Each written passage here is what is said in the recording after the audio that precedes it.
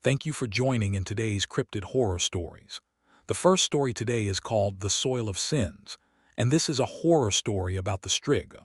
And in this story, two estranged siblings return to their ancestral village in the Carpathian Mountains to settle the estate of their grandmother, a woman rumored to have been a healer but feared by the locals. They arrive during a freak drought. The crops are blackened, and the livestock are dying of a sudden, wasting disease. The second story today is called The Hollow Throat, and this is a horror story about the Ebu Gogo. And in this story, a group of 8 high-end adventure tourists and 2 local guides are hired to trek into the unexplored interior of Flores, Indonesia. The goal is to find a lost cave system rumored to hold prehistoric art. The atmosphere is initially one of excitement and colonial curiosity, though the local guides are visibly uneasy, refusing to speak above a whisper and avoiding the caves after sunset. In the description below, the stories have been timestamped. Also, don't forget to hit the like and subscribe button so you don't miss the stories yet to come. Now for today's cryptid horror stories, I hope you all enjoy. The Soil of Sins. The priest was smiling when he drove the iron spike through his palm. Father Luca Benia had been the parish priest of Valsaleni for 31 years. He had baptized the living, married the willing, and buried the dead with a steady hand and a voice that never trembled. He had heard confessions from women who poisoned their husbands and from men who beat their children, and he had given them absolution because that was his function, his purpose, his cross to bear. But on the night of the 11th of September, in the year of our Lord 2024, Father Luca Benia knelt on the wooden floor of the Church of St. Parasheva, placed his right hand flat against the grain of the boards, raised a railroad spike he had stolen from the abandoned line at the edge of the village, and brought it down with a mallet he had used the previous summer to repair the church's south window frame. The sound was not what one might expect. There was no scream. There was no gasp. There was only the dull, wet thud of iron passing through flesh and embedding itself in old wood, followed by a long, slow exhalation, almost a sigh of relief, as though the priest had been holding his breath for decades and had finally been permitted to let it go. He smiled. It was not the serene smile of a martyr or the ecstatic rapture of a saint. It was the smile of a man who had solved a problem that had tormented him for weeks, a practical smile, the kind a farmer might wear after finally locating a leak in an irrigation pipe. He looked at his pinned hand with something approaching satisfaction, then reached for the second spike with his left. He got through 3 more spikes, one in the other palm, one through his right foot and one through his left, before the sexton, an old man named Petru who had come to light the morning candles, found him. Petru did not scream either. He stood in the doorway of the church, holding his candelabra, and stared at the priest who was now spread-eagled on the floor like a beetle pinned in a collector's box, smiling up at the icon of St. Parasheva with her eyes gouged out by centuries of smoke and candle soot. "Father," Petru said quietly. "Good morning, Petru," the priest replied. His voice was calm, almost cheerful. "I need you to do something for me." "Father, you are." "I need you to nail the doors shut, all of them, the church doors, your doors, everyone's doors." "Petru, listen to me." The priest's smile faltered for the first time, and what replaced it was something the sexton had never seen on Luca Benia's face in 31 years: fear. Not the fear of pain. The man had driven spikes through his own extremities without so much as a whimper, but the fear of something that lived behind the walls of perception, something that pressed against the thin membrane of the visible world like a body pressing against a sheet. "She is coming back. She told me she would come back, and I believe her. I need you to nail the doors shut." The priest looked at him, and Petru later told the investigators from the county seat that the priest's eyes had changed color. They had been brown for 31 years, the same muddy, unremarkable brown as the rest of the village, and now they were the color of milk left too long in the sun, a pale, curdled yellow. "Elena Dalka," the priest said. "She is coming back, and she is not coming alone." Petru did not nail the doors shut. He ran. He ran out of the church and down the single cobblestone street of Valsellini, past the shuttered houses and the dead flower boxes and the blackened gardens, and he did not stop running until he reached the forestry road 3 kilometers south, where a logging truck picked him up and drove him to the county hospital in Cebu. By the time the ambulance arrived, Father Luca Benia was dead. He had bled out through 4 railroad spikes, still smiling, still staring at the faceless saint. The county coroner listed the cause of death as exsanguination secondary to self-inflicted perforation wounds, and noted in the margin of the report that the deceased appeared to have been in a state of unusual contentment. No one thought to ask why.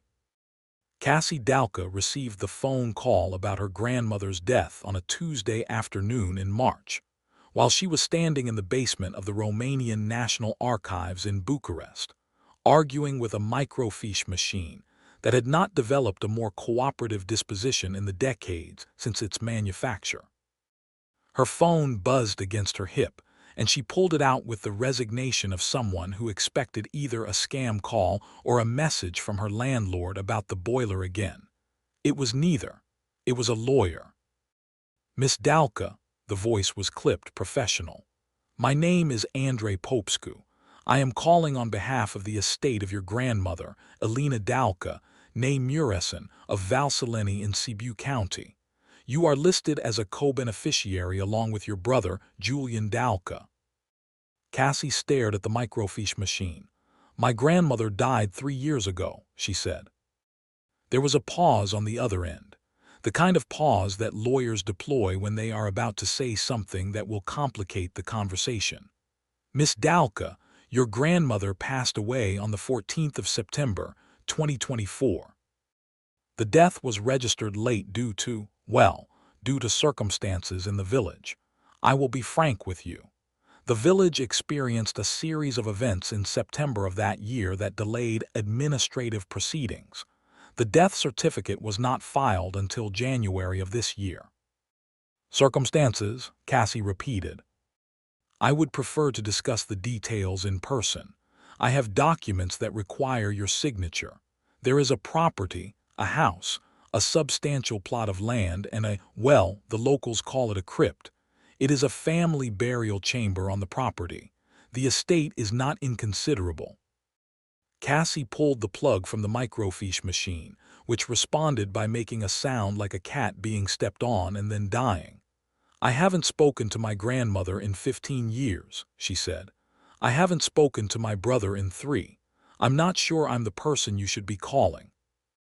"You are the only person I can call, Miss Dalka. Your mother is deceased. Your father is deceased. Your grandmother had no other living children.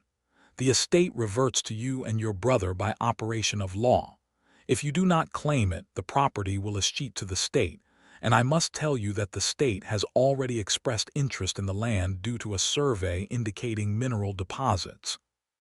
"I'll call you back," Cassie said and hung up. She stood in the basement of the archives for a long time, listening to the hum of the fluorescent lights, and she thought about her grandmother, Elena Dalka. The word that came to mind was not grandmother in the warm Bunica sense, not the round, soft woman who presses food into your hands and smells of bread and lavender. Elena had been something else entirely. She had been tall, angular, and silent.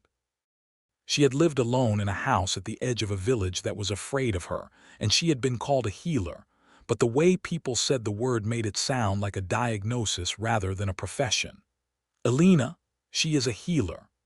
The pause before the word, the downward inflection after it, as though they were correcting themselves, as though healer was the polite term for something they dared not name.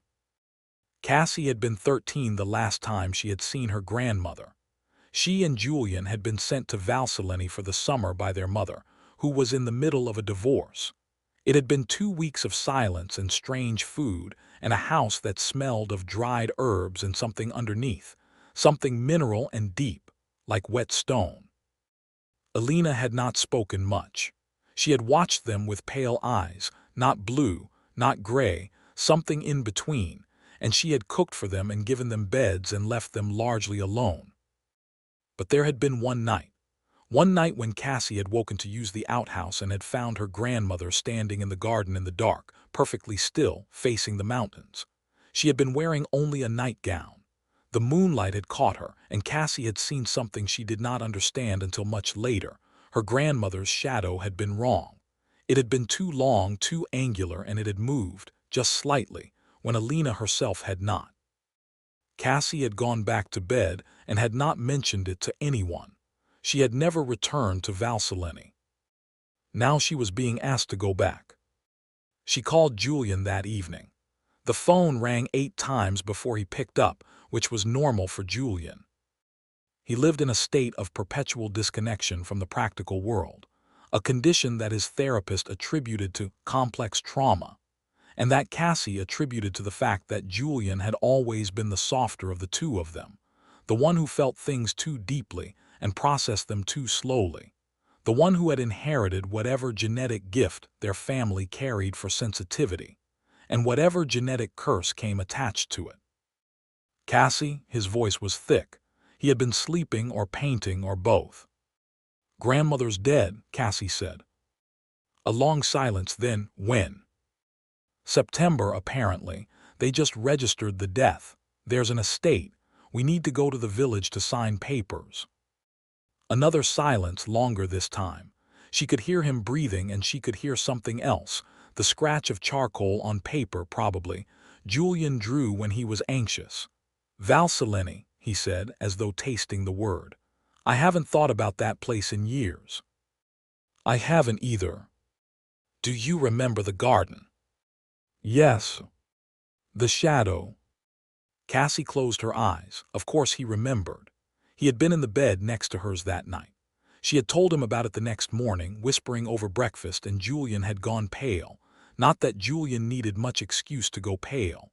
Their family ran to the colorless, a complexion that their mother had called our complexion in the same tone one might use to describe a hereditary disease, and had said, I saw it too. From the window. I thought I was dreaming. I saw it too, Cassie said now into the phone. And I need to go back there. I need you to come with me. Why? Because I'm not going alone. And because the lawyer said there's a crypt, and I need to know what's in it. You want to know what's in the family crypt? I want to know why our grandmother was afraid of her own shadow, Julian. I want to know why the village was afraid of her. I want to know why she died alone in a house in a village that wouldn't help her. And I want to know why no one filed the death certificate for 4 months. I want to know what happened in September. She heard him set down the charcoal. When do we leave? They drove together in Cassie's car, a battered Dacia that she had bought second-hand from a dealer who had assured her it was a tank, and which had nevertheless persisted in moving forward when asked. They left Bucharest on a Friday morning in late April, taking the A1 north towards Sibiu, then branching off onto county roads that narrowed progressively from highway to road to track to something that was technically a road, only because someone had at some point cleared the trees along a line and laid gravel that had since been swallowed by the earth. The Carpathians rose around them like the spine of something enormous that had been buried and was slowly surfacing. The mountains in April were patchy, the lower slopes green with premature spring, the peaks still capped with dirty snow. The road climbed. The trees thickened. The GPS, which had been confident for the first 2 hours, began to waver, recalculating every few minutes like a drunk trying to find its way home. Tell me about the lawyer, Julian said. He was sitting in the passenger seat with his knees drawn up to his chest, a posture that made him look younger than his 31 years. He was wearing a paint-stained shirt and had the look of someone who had not slept properly in days.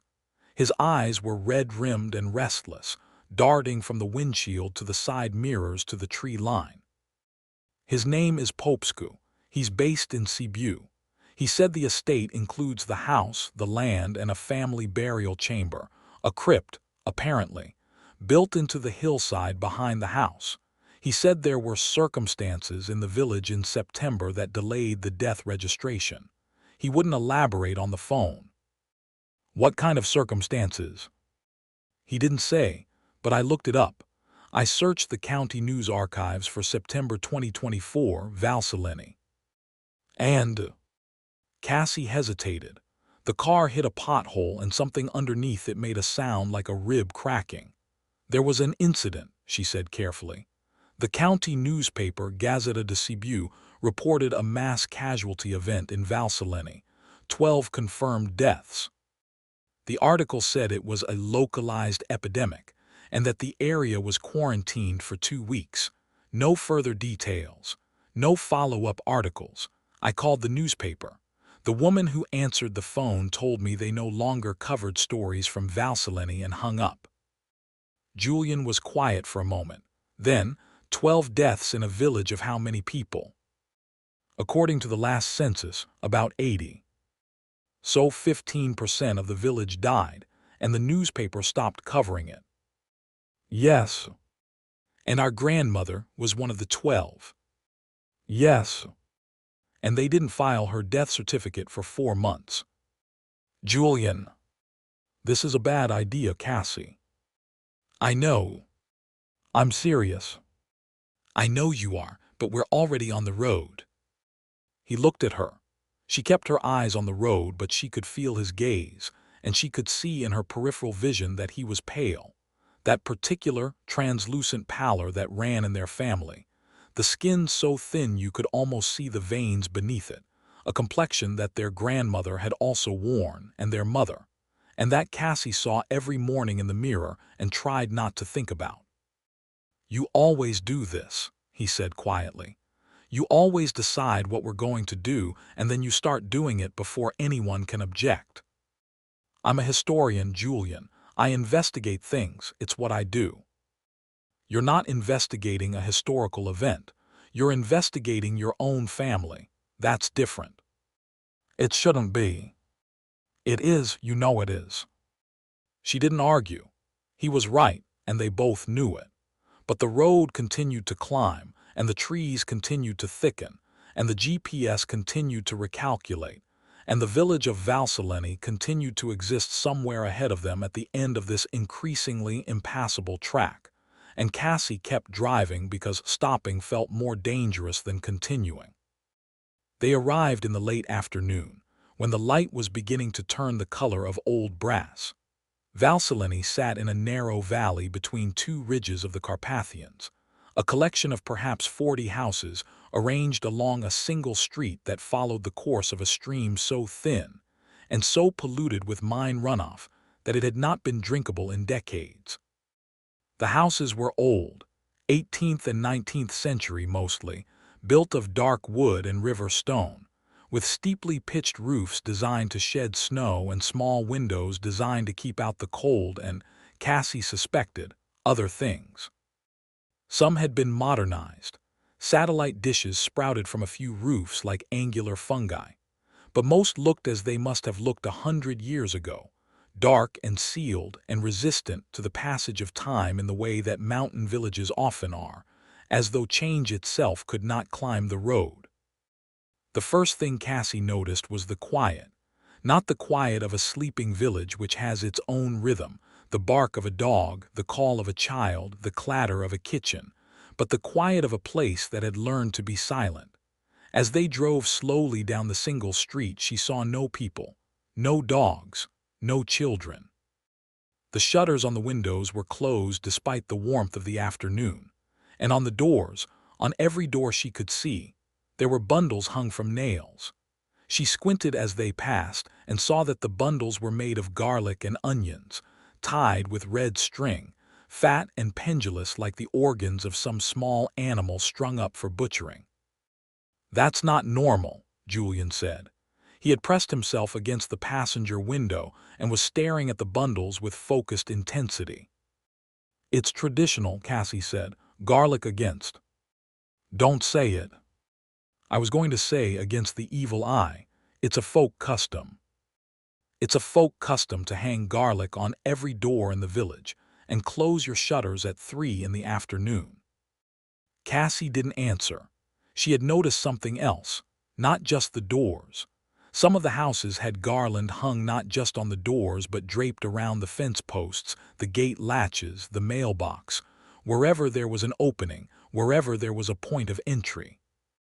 And as they drove further down the street, she saw a woman step out of a doorway, grab something from a basket on her porch, and retreat back inside, all in a single fluid motion that lasted perhaps 2 seconds.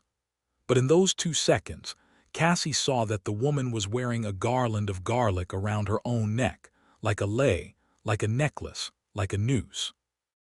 The woman looked at the car. Her eyes met Cassie's through the windshield for 1 second, and in that second, Cassie saw recognition, followed by pity. "She knew us," Cassie said. "How?"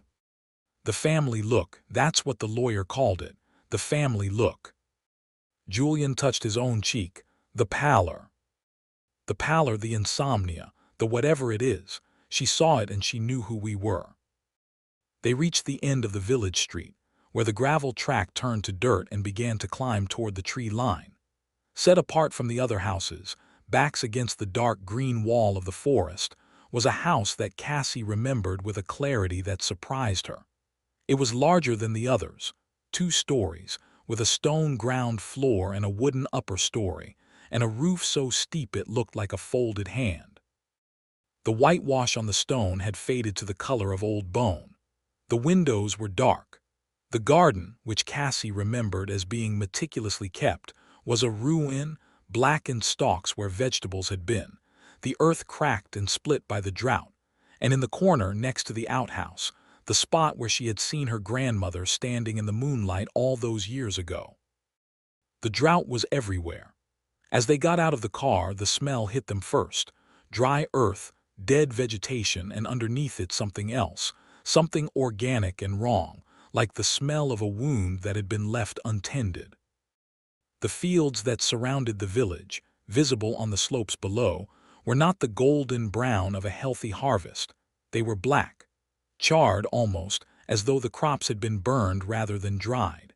The few fruit trees that dotted the roadside were leafless and skeletal, their bark split and weeping sap that had dried to a dark crust. "The drought," Julian said, looking at the fields. "How long has it been going on?" "I don't know. The county agricultural report didn't mention anything." "Of course it didn't." He looked at the house. "This is it. This is it." They stood in the dying light and looked at their grandmother's house, and Cassie felt something she could not name, a pull, a gravity, as though the house itself were a mass that exerted its own force on the world around it. The door was heavy oak, warped by years of damp, and it was locked. Cassie used the key the lawyer had mailed to her, iron, old, black with tarnish, and the door opened with a groan that sounded almost human. The interior was dark and smelled of dust and dried herbs. Elena had been a woman who valued order, and the house reflected this. Everything in its place, everything covered in a fine layer of grime, everything preserved by the dry mountain air in a state of suspended animation. The furniture was old and heavy. The walls were hung with icons, the same Saint Parasheva Cassie remembered, her gouged-out eyes staring from every room, and with bundles of dried plants that Cassie could not identify, hanging from hooks in the ceiling like the bodies of small game. "Smell that," Julian said from the kitchen doorway. Cassie sniffed. Under the dust and the herbs there was something else, a mineral smell wet and deep like the inside of a cave. "The cellar," she said. "It's coming from the cellar." The cellar door was in the kitchen, set into the floor, a trapdoor with an iron ring handle. Cassie pulled it open, and a gust of cold air rose from below, carrying with it the mineral smell, intensified, and something else. The faintest trace of something sweet and decaying, like fruit left to rot in a dark place. "Tomorrow," Cassie said. "We go down tomorrow in the daylight." Julian nodded, but he was staring at the open cellar door with an expression that Cassie had seen on his face only once before, on the night he had told her about the shadow in the garden, the night he had whispered across the dark bedroom that he had seen their grandmother's shadow move on its own. It was the expression of a man who was seeing something that his mind refused to process, something that bypassed cognition and struck directly at the animal brain, the part that knew fear before it knew anything else. They slept in the upstairs bedroom that night, on the narrow cots that had been left there, and Cassie lay awake listening to the silence of the village and the sound of Julian breathing in the next cot, and the wind moving through the trees on the ridge above the house. And she thought about the woman who had looked at them with pity, and the garlic on the doors, and the priest in the church who had nailed himself to the floor, and she did not sleep for a very long time. In the morning, Cassie went into the village to find food. The drought had not helped. There was no produce to be had, but she hoped that someone would sell them bread or preserved goods. She walked down the single street, and for the first time she saw people. They emerged from their houses in ones and twos, cautious as animals at a water hole. They were old, most of them anyway, and they moved with the slow, deliberate care of people who had learned that sudden movements attracted attention. They watched Cassie as she walked past, and the watching was not casual.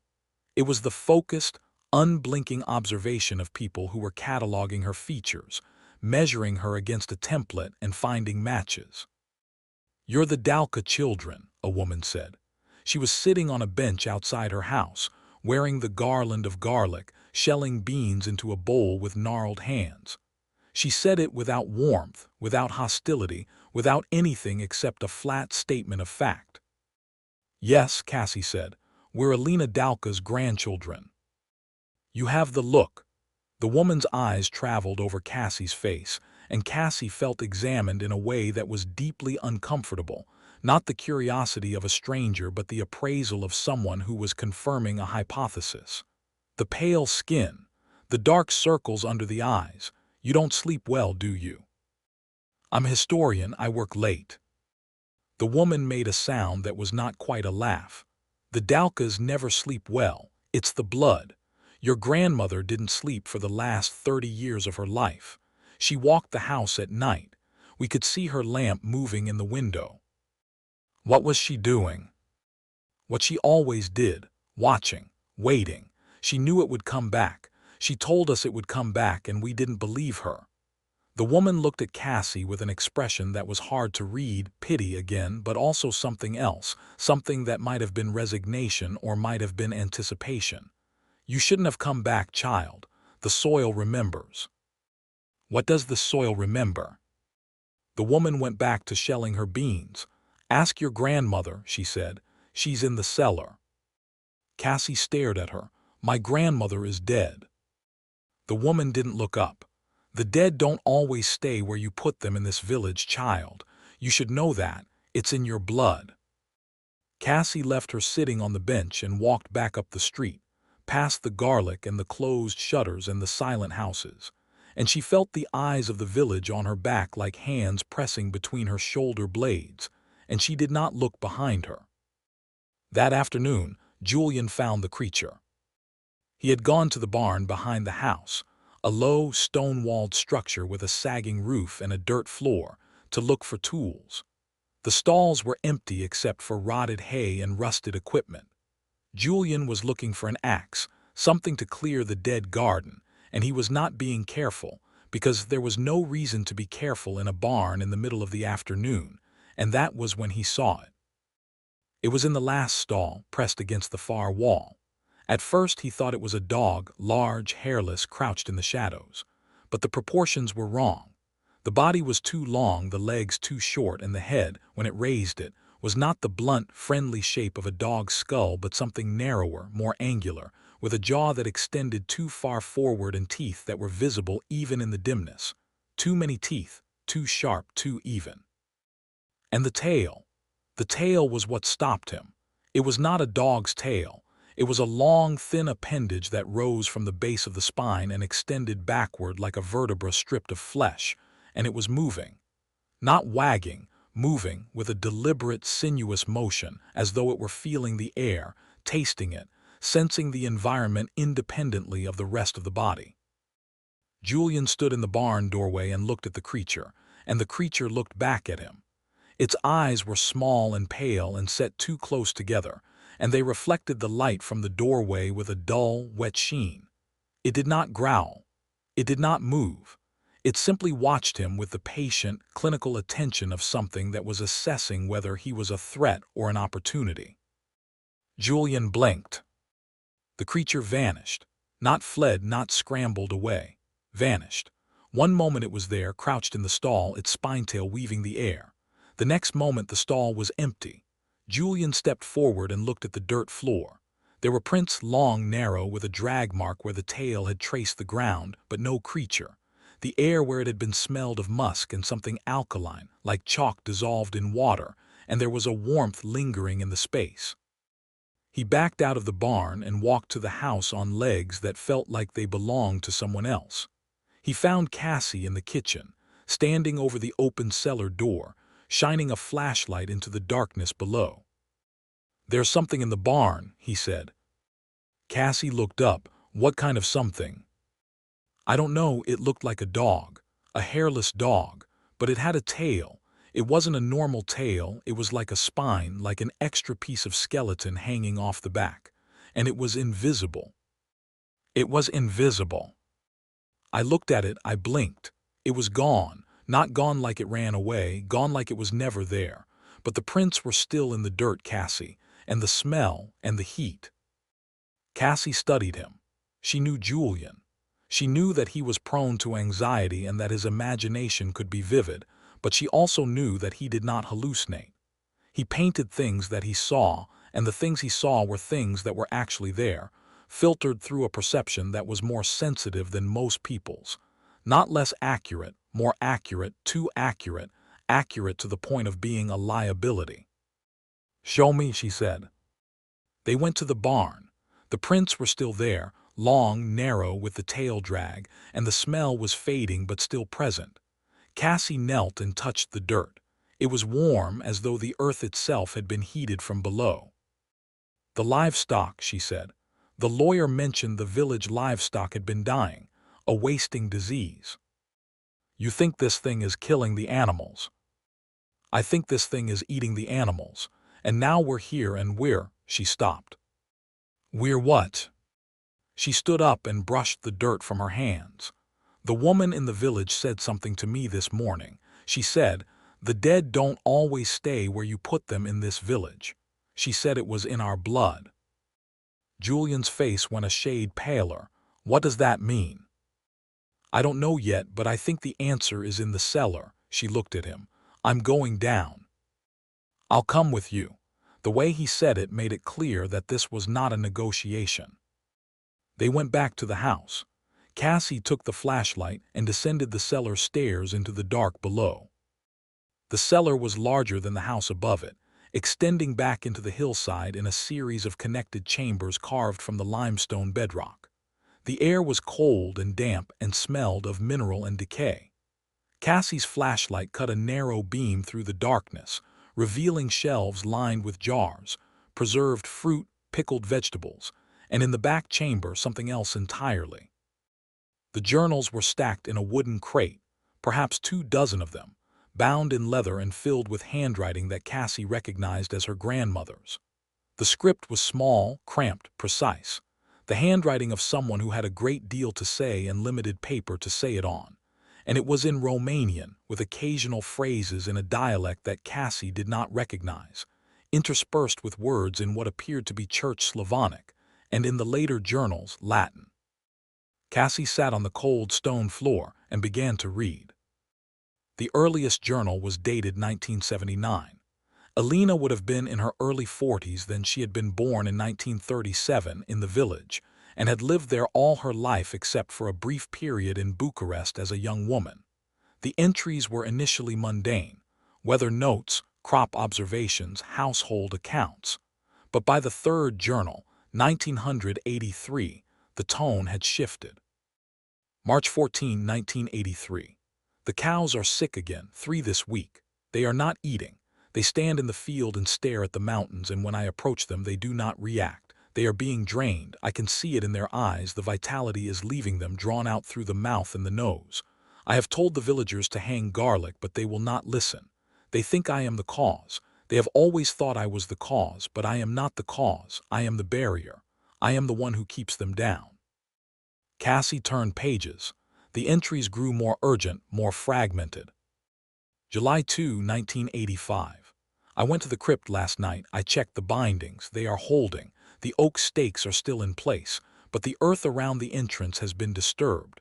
Something is trying to dig from the outside, something that knows the way in. I renewed the wards and burned the juniper, but I am tired. I am so tired. I have not slept in 9 days. The blood will not let me sleep.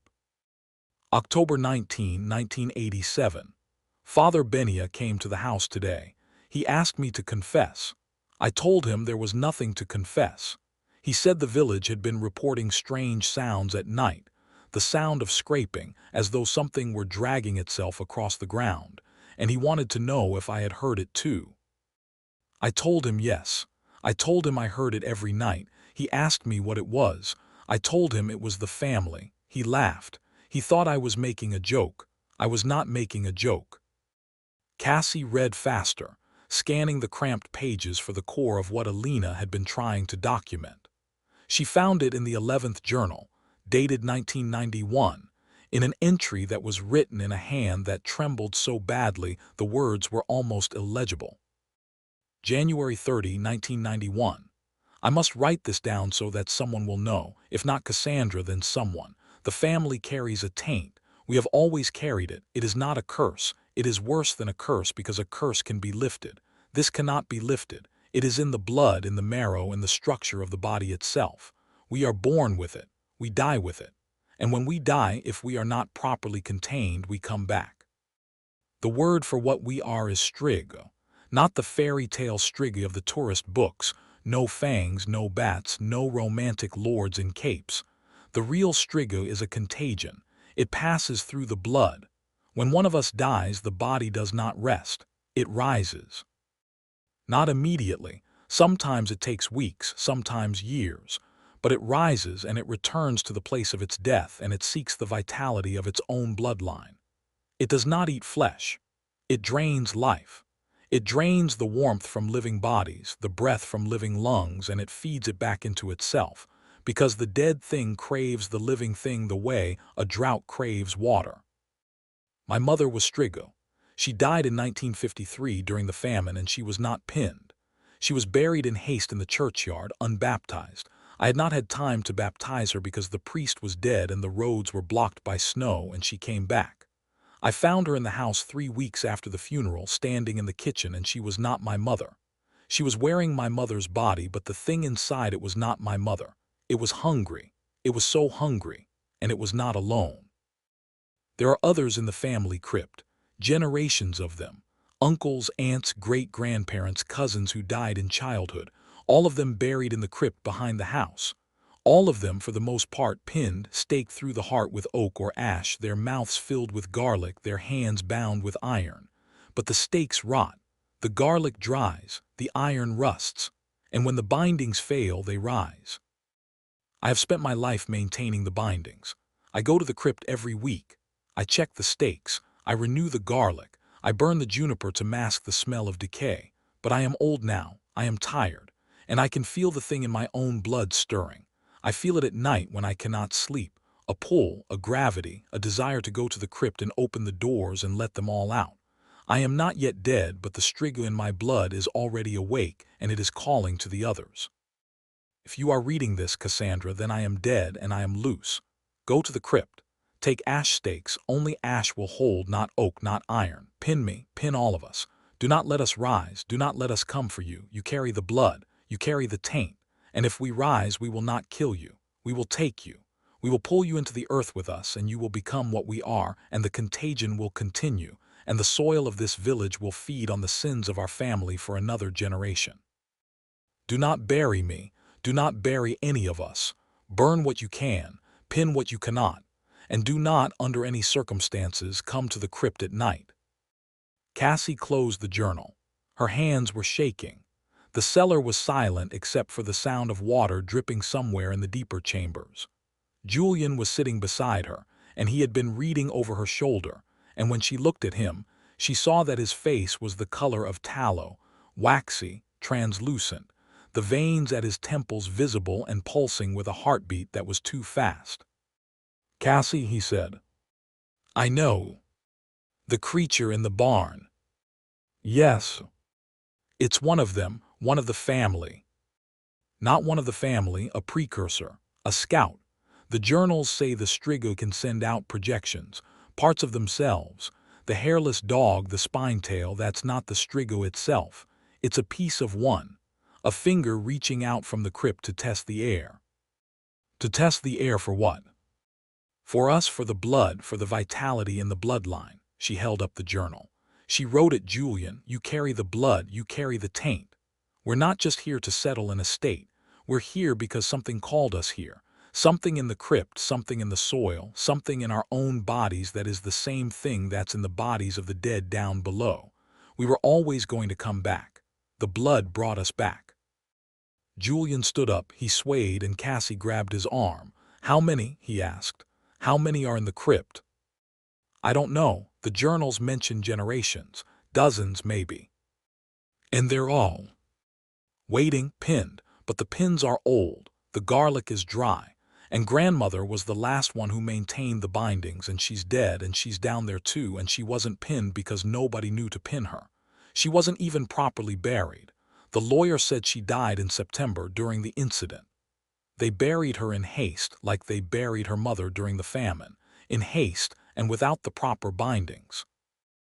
They looked at each other in the flashlight's beam, in the cold damp of the cellar, and they listened to the water dripping in the dark, and they both understood with a terrible, crystalline clarity that the thing they had feared their entire lives, the shadow in the garden, the insomnia, the pallor, the pull they both felt toward the mountains, the way the village looked at them with pity and suspicion, was not a family eccentricity or a genetic quirk or a folk belief. It was a contagion, and it was awake, and it was in the crypt beneath the hill, and it was in the barn, and it was in their blood, and the night was coming. Cassie picked up the journal and stood. We need ash stakes, she said. We need to go to the crypt, and we need to do it now before dark. Before dark. Grandmother's journal, Julian.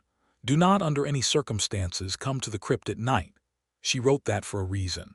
At night they're stronger. At night they can, she said, they can smell the blood, our blood, the vitality. They're drawn to it. During the day they're dormant, or at least they're slow. But at night. How do you know they're dormant during the day? You just read this an hour ago. Because the creature in the barn, you saw it during the day and it ran. It was a projection, a fragment, and even the fragment was weakened by daylight. The full Strigoi, they must be even more restricted. The sunlight, the warmth, it suppresses them. But the drought, Julian, the drought, it's been dry for weeks. No rain, the soil is parched. The village is in shadow most of the day because of the mountains. The conditions are perfect for them. Yes. They gathered what they needed. An axe from the barn, a knife from the kitchen, the flashlight, the journals, and they went outside into the late afternoon light. The sun was behind the western ridge, and the valley was already deepening into shadow. Behind the house, the path to the crypt climbed through dead garden and blackened earth to the tree line, where the forest began. Somewhere in that forest, carved into the limestone hillside, was the family burial chamber where generations of Dalkas had been laid to rest. Or not to rest, but to wait, pinned and bound and slowly loosening their restraints, counting the years until the stakes rotted and the garlic dried and the iron rusted and the door opened. They did not know it yet, but the night they were racing against was already closer than they thought. In the village below, the last of the daylight was touching the rooftops, and the shadows were lengthening, and somewhere in the forest above the Dalka house, something was moving through the trees, something that had been waiting in the dark and the damp for generations, something that could smell the blood of its own lineage on the warm air and was coming for it, coming with the slow, patient inevitability of the dead. The night was coming, and the soil of Valsaleni was hungry. They did not make it to the crypt before dark. The path behind the house was overgrown, choked with blackened vegetation that crumbled at the touch, and the drought had split the earth into a network of fissures that opened underfoot like traps. Cassie led the way with the axe in one hand and the flashlight in the other, and Julian followed carrying the journals and the kitchen knife, which was not much of a weapon but was better than nothing. The light was failing fast. The mountains to the west swallowed the sun by 6 o'clock even in summer, and in April at this latitude the darkness came like a door slamming. They were halfway up the path, at the point where the dead garden gave way to the first trees, when Cassie stopped. She held up her hand, a gesture she had learned from documentaries about fieldwork, a gesture that meant listen, and Julian stopped too, and they stood in the gray half-light and listened to the forest. There was a sound, not the sound of an animal, not the sound of the wind. It was a sound that Julian later described as the world breathing in, a vast, slow inhalation, as though the air itself were being drawn somewhere, pulled into the earth or into the trees or into the dark that was settling between the trunks like water filling a basin. And underneath it, barely perceptible, a second sound, a low, sustained vibration, like a tuning fork struck once and left to ring, a frequency that Cassie felt in her teeth and in the bones of her skull and in the pit of her stomach. "Do you hear that?" Julian whispered. "Yes." "What is it?" She didn't answer because she didn't know. But the journals had mentioned a sound, the sound of scraping, as though something were dragging itself across the ground, and Father Benia's cryptic warning echoed in her mind.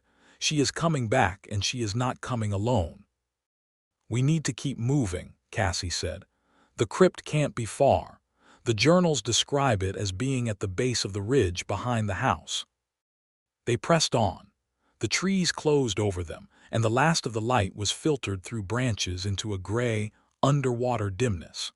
The path wound between limestone outcroppings that jutted from the hillside like broken teeth, and the air grew colder and damper with every step, the mineral smell from the cellar intensifying until it was all they could taste. And then they found it. The crypt was carved into the base of a limestone cliff, a rough-hewn archway about 2 meters high and 1.5 meters wide, sealed with a door of heavy oak planks banded with iron. The door was old, far older than the house, older than the village, perhaps, and the iron bands were corroded to a dark red rust that had stained the surrounding stone. There were marks on the door that Cassie did not immediately recognize, carved into the wood with a blade of some kind. Symbols that were neither Romanian nor Church Slavonic but something older, something that predated the alphabet itself, crude pictographic forms that might have been birds or might have been hands or might have been neither. The door was open, not wide open, cracked, as though someone had pushed it and then thought better of it and left. A wedge of darkness was visible between the door and the frame, and from that darkness came the smell, wet stone, mineral damp, and beneath it, the sweet, thick reek of decay that was not rot. Rot was organic, bacterial, the smell of things returning to the earth. This was something else. This was the smell of things that had been prevented from returning, things that had been held in a state between life and death, suspended, waiting. "I told you she was in the cellar," Julian said, and his voice cracked on the last word. "That was the woman in the village being cryptic. This is," Cassie shone the flashlight into the gap. The beam was swallowed almost immediately, absorbed by the dark as though the interior of the crypt were lined with something that ate light. She could see stone steps descending, slick with moisture, and the first few feet of a corridor that branched to the left and right. Beyond that, nothing. "We have to go in. Your grandmother's journal said not to come here at night." "I know what it said." "Cassie." She turned to face him. In the dying light, Julian's face was a mask of fear, but it was not just fear of the crypt. It was the fear of a man who understood that whatever was inside that door was connected to him in a way he could not sever. The blood, the taint, the contagion that Alina had described, the thing that lived in their marrow and would not die with them. "If we wait until morning," Cassie said slowly, "we have to go back to the house and lock the doors and stay awake all night listening to whatever's out there. And by morning, whatever is in the crypt may have had all night to loosen its bindings further. The journals say the Strigoi are strongest at night and weakest at dawn. If we're going to do this, pin the grandmother, check the others. It has to be now, while we still can, while they're still slow. Or it has to be at dawn when they're weakest. We don't know if they're going to stay weak until dawn. We don't know what triggers the rising. The drought, the heat, our arrival, any of those could be the catalyst. We can't assume we have until morning. Julian looked at the open door. He looked at the darkness beyond it. He looked at Cassie, and she saw something shift in his face. Not courage exactly, but the thing that replaces courage when courage is not available, which is the simple refusal to abandon someone you love to a thing you cannot see. Together, he said. Together. They stepped through the door and descended into the crypt. The steps were 20 in number, carved from the living limestone, worn smooth by centuries of use, or by something other than use, something that had passed up and down these stairs many more times than the living ever had. The walls of the corridor were damp and beaded with moisture that caught the flashlight's beam and reflected it back in 1,000 tiny, shifting points, as though the stone itself were watching them. The air was still, not stagnant, still, held in place as though the crypt had its own atmosphere, separate from the world above, a pocket of dead air that had been sealed and preserved and was now, with the door cracked open, beginning to stir. The corridor branched. Cassie took the left passage, which sloped downward, following the direction the journals had described. The walls here were not bare stone. They were carved, shallow reliefs cut into the limestone by hands that had been skilled but ignorant of the conventions of any art tradition Cassie recognized.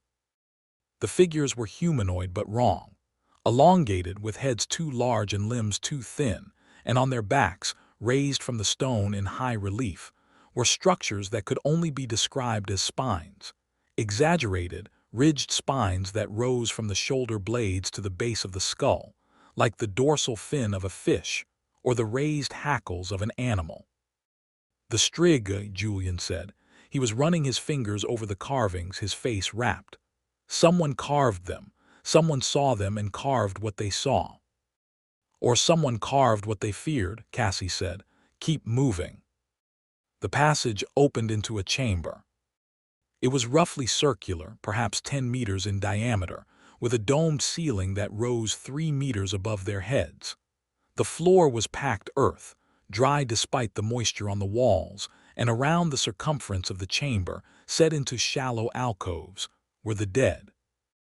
There were 11 of them, 11 alcoves, each containing a body laid out on a shelf of limestone, each body wrapped in a shroud of coarse linen that had been bound with iron chains.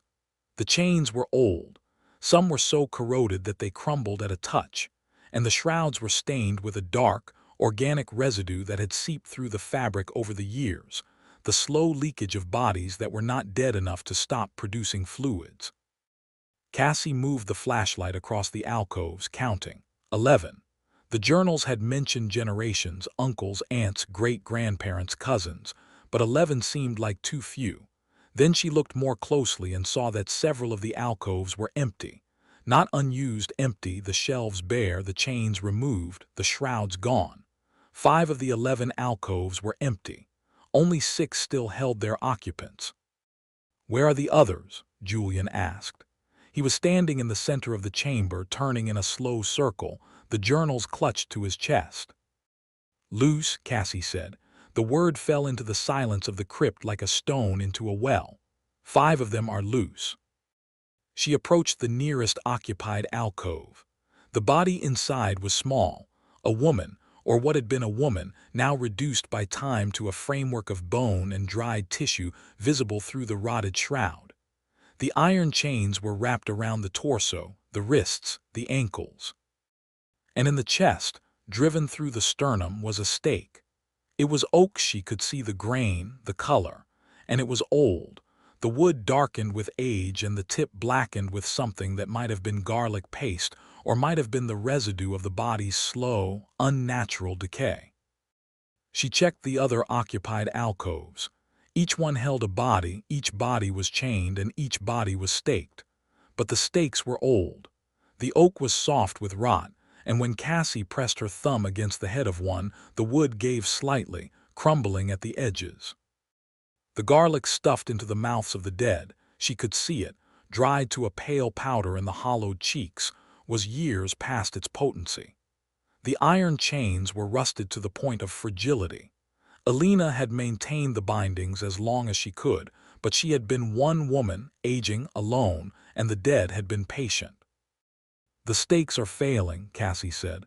"They're oak," she said, "only ash would hold. Oak rots, she knew that, but ash must have been scarce. She used what she had." "How long do we have?" "I don't know. The bindings are degraded, but they're still in place. The ones that are staked might stay staked for another year, or another month, or another night. There's no way to know." Julian was staring at the empty alcoves. "The 5 that are loose, where would they go?" Cassie thought about the creature in the barn, the hairless dog with the spine tail, the projection that vanished when Julian blinked. She thought about the sound in the forest, the vast inhalation, the vibration in her bones. She thought about the priest who had nailed himself to the floor of the church and smiled. "They're already out," she said. "They've been out. They're the ones killing the livestock, draining the animals. They're the ones the villagers are hanging garlic for. They've been here, around the village, in the forest, in the barns, for months, maybe years, since before grandmother died." "Then why haven't they attacked the village openly?" "Because they're not strong enough yet. They're feeding, building strength. The livestock is easy, slow, docile, tied up, but they need more. They need the blood, our blood, the vitality of the living lineage." She said it flatly, as though she were reading a research paper rather than describing the reason that ancient, dead members of her own family were rising from their graves to feed on the living. She had gone past fear into a kind of clinical detachment that she recognized from her work, the same numbness she felt when reading about atrocities in the archives, the protective distance that the historian's mind constructs between itself and the horror it is cataloging. But the distance was thinner here. The horror was not in a book. It was in the alcoves around her, wearing the faces of her ancestors. "The grandmother," Julian said. "Where is she? She died in September. She should be here." Cassie swept the flashlight around the chamber. 6 occupied alcoves, 5 empty, no 7th body, no Alina. "She's not here. The lawyer said she was buried in haste. She must be."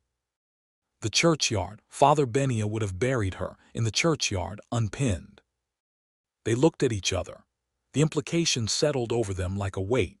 Alina Dalka, the last barrier, the woman who had spent her life maintaining the bindings that held the dead down, was buried in the churchyard without a stake, without chains, without garlic. She was the most recent death, the freshest body, the one whose binding had been weakest, not because her bindings had degraded over time, but because she had never been bound at all. "She's the one leading them," Cassie said. "The freshest, the strongest. The others have been loose for years, feeding on livestock, but they've been weakened by the decay of their own bodies. Grandmother was whole. Her body is intact. She's the most dangerous of all of them." "The priest said her name," Julian said. "Father Benia, he said, Alina Dalka is coming back and she is not coming alone. He knew, she must have come to him before the spikes." "He was trying to pin himself," Cassie said, understanding breaking over her like cold water. "That's why he nailed himself to the floor. He was trying to pin himself the way the dead are pinned. He thought, oh God, Julian, he thought he was becoming one of them. She came to him, or he heard the call, or the contagion reached him through some contact with her, and he was trying to stop himself from rising by pinning his own body to the church floor. He failed. And now he's dead and she's loose and we're standing in her crypt." A sound echoed through the chamber, not from above, not from the passage, but from below, from the earth itself. A low, grinding vibration as though the limestone bedrock were shifting, and with it a sound that Cassie felt more than heard, a pulse, rhythmic, slow, like a heartbeat buried in the stone. "We need to leave," Cassie said. "Now." "What about the stakes? We need to." There are no ash trees within a kilometer of this village. We have oak, we have the axe, but oak won't hold. We need to come back at dawn with the right wood and do this properly. Right now, we need to get out of this crypt before. The flashlight flickered. Not died, flickered. A brief, strobing stutter that turned the chamber into a series of still frames. Stone walls, chained bodies, dark alcoves, and then darkness, and then light again. And in the darkness between the flickers, something had changed. One of the occupied alcoves, the one nearest the door, the one containing the smallest body, the woman with the rotted shroud and the crumbling oak stake, was different. The stake was still there, but the chains were not. They were on the floor in pieces, as though they had been torn apart from the inside. The body was still. The eyes were open. "Run," Cassie said. They ran. Back through the corridor, past the carved figures with their elongated spines, up the 20 steps that were slick with moisture and crumbling under their feet, and out through the cracked door into the night. The night had come while they were underground, and it had come completely. No moon, no stars, the sky blanketed with a thick, low cloud cover that pressed down on the valley like a hand. The darkness was absolute, and the flashlight, which had been reliable in the crypt, now seemed weak and yellow, a candle against an ocean. They ran down the path, through the dead garden to the house. Cassie slammed the door behind them and shot the bolt, the heavy iron bolt that Alina had installed.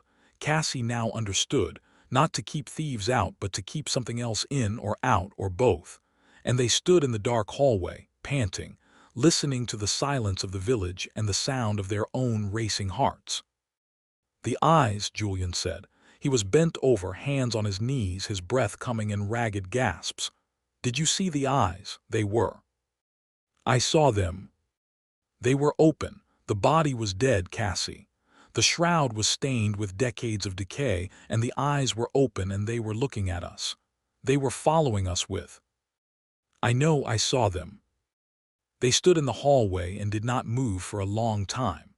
The house creaked around them, the sounds of old wood settling, of wind finding gaps in the walls, of the normal sounds that old houses make at night. But every creak was now suspect, every groan of timber potentially something other than the house expanding and contracting in the cold. Cassie moved through the ground floor, checking the windows, ensuring the shutters were closed and latched. Alina's shutters were heavy, made of thick oak with iron bars, and they were designed to seal the windows completely. No gaps, no light, no entry. Cassie understood now why. The house was not just a house. It was a cage, and the bars were for something that walked at night. They went upstairs to the bedroom. The window shutters here were also sealed, and the room was dark and cold and smelled of dust. Cassie set the axe by the door and the flashlight on the nightstand, and she and Julian sat on the cots and did not sleep. The howling began at midnight. It started as a single sound, a high, keening note that rose from somewhere outside the village, from the direction of the forest, from the direction of the crypt. It was not a wolf. It was not a dog. It was not any animal that Cassie had ever heard, and she had grown up in the mountains and knew the sounds of the Carpathian night. This was something else. It was a voice, human in its register, human in its capacity for expression, but not human in its intention. It was a voice that was using the shape of a scream without the content of a scream, as though the thing producing it had heard a human being cry out in terror, and was reproducing the sound without understanding what terror was, only that the sound carried, that it traveled, that it filled the valley and pressed against the walls of the houses, and made the living things inside those houses feel something that the dead thing wanted them to feel. Then the second voice joined, and the third, and the fourth. Within a minute, the night was full of them, a chorus of keening, wailing voices that came from the rooftops, from the trees, from the fields, from everywhere at once. The sound was layered and complex, as though 100 voices were each producing a slightly different pitch, and the combination of those pitches created a dissonance that was not merely unpleasant but physically painful, a pressure behind the eyes, a ringing in the ears, a nausea that rose from the stomach and sat in the back of the throat. The windows rattled in their frames. The icons on the walls vibrated, and one, the Saint Parasheva in the hallway, fell from its hook and struck the floor face down, and the glass shattered with a sound that was lost in the howling, but that Cassie felt through the soles of her feet. Julian had his hands over his ears, and his face was contorted and his mouth was open, and Cassie realized that he was screaming into the howling, screaming into the noise, but she could not hear him because the howling was louder, so much louder, and it was not just outside anymore. It was inside. It was in the walls. It was in the floor. It was rising through the boards beneath their feet, coming up from the cellar, from the earth, from the place where the dead things were stirring. And then it stopped. The silence was worse. The silence was a physical thing, a pressure, a vacuum, the negative space left by the withdrawal of sound, and in that silence Cassie heard something that made her blood go cold, footsteps, not outside, not on the path, on the roof. Something was walking on the roof of the house, something heavy, something that moved with a slow, deliberate tread that was not the tread of an animal but the tread of a person who was barefoot, because Cassie could hear the slap of skin on wood, the wet, intimate sound of flesh meeting a surface, and the footsteps moved from the edge of the roof to the center and then stopped, directly above their heads. Something dripped from the ceiling, a single drop of liquid that fell between the boards and landed on Cassie's forearm. It was cold, it was thick, and it smelled of the crypt, of mineral damp and decay and the sweet, cloying reek of bodies that had been dead for decades. Julian saw it. His eyes went wide and he pointed at her arm, and his mouth formed a word that neither of them could hear because the silence was still absolute, still pressing. And then the howling began again, and this time it was closer, and this time it was coming from inside the house. The village of Valsaleni had been asleep when the howling began. The old people who lived in the houses along the single street had done what they always did at night: locked their doors, checked their garlic, lit their candles, and waited for the dawn. They had been doing this for years, since the first of the Strigoi had loosened its chains and begun to feed, since the first of the livestock had been found drained and hollow in the fields. They had adapted, as people adapt, by retreating into their houses at night and emerging in the morning, and pretending that the world was normal during the hours when the sun was up. They had become a village of nocturnal prisoners, and they had borne it with the stoic fatalism that mountain people bring to all hardships, because the mountains teach you that hardship is not an exception but a condition, and that the only response to a condition is endurance. But tonight was different. Tonight the howling was louder than it had ever been. Tonight the howling was not just sound, it was a summons, and the people of Valsaleni felt it in their blood and in their bones, a pull that was not physical but psychic, a gravity that drew them toward the doors of their houses, toward the street, toward the forest, toward the source of the sound. Some of them resisted. The old woman with the garlic garland, the one who had spoken to Cassie, sat in her kitchen with her hands over her ears and her eyes closed and prayed to a saint whose face had been gouged out. And she did not open her door, and she did not step outside. And when the howling stopped and the footsteps began on her roof, she clutched her garlic tighter and whispered the words her grandmother had taught her. Do not answer. Do not answer. Do not answer. Others were not so fortunate. Down in the village, the first death occurred at 12:15. An old man named Georg Pop, who lived alone at the far end of the street, opened his door.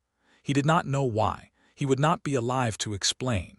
But his neighbors, those who survived, later told the investigators that they had heard Georg's voice in the moments before, calling out from his doorway, "Elena, is that you? Elena, come in. Come in, it's cold." Elena, or what had been Elena, came in. The Strigoi did not kill Georg immediately. The journals had been precise on this point. The dead do not kill their own bloodline. They drain. They take the vitality slowly, drawing the warmth and the breath from the living body over a period of minutes, not seconds, because the process is not predation but absorption. The dead thing absorbing the life force of the living thing, pulling it through the skin, through the mouth, through the eyes, until the living thing becomes like the dead thing, cold, still, and hungry. Georg was the first, but he was not the last. By 12:30, the howling had stopped, and the village was in the grip of a silence that was not silence but listening. The silence of predators that had stopped vocalizing because they had moved into position.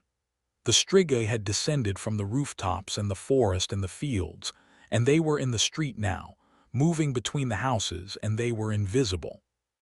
Not invisible in the metaphorical sense, invisible in the literal sense, the way the creature in the barn had been invisible when Julian blinked.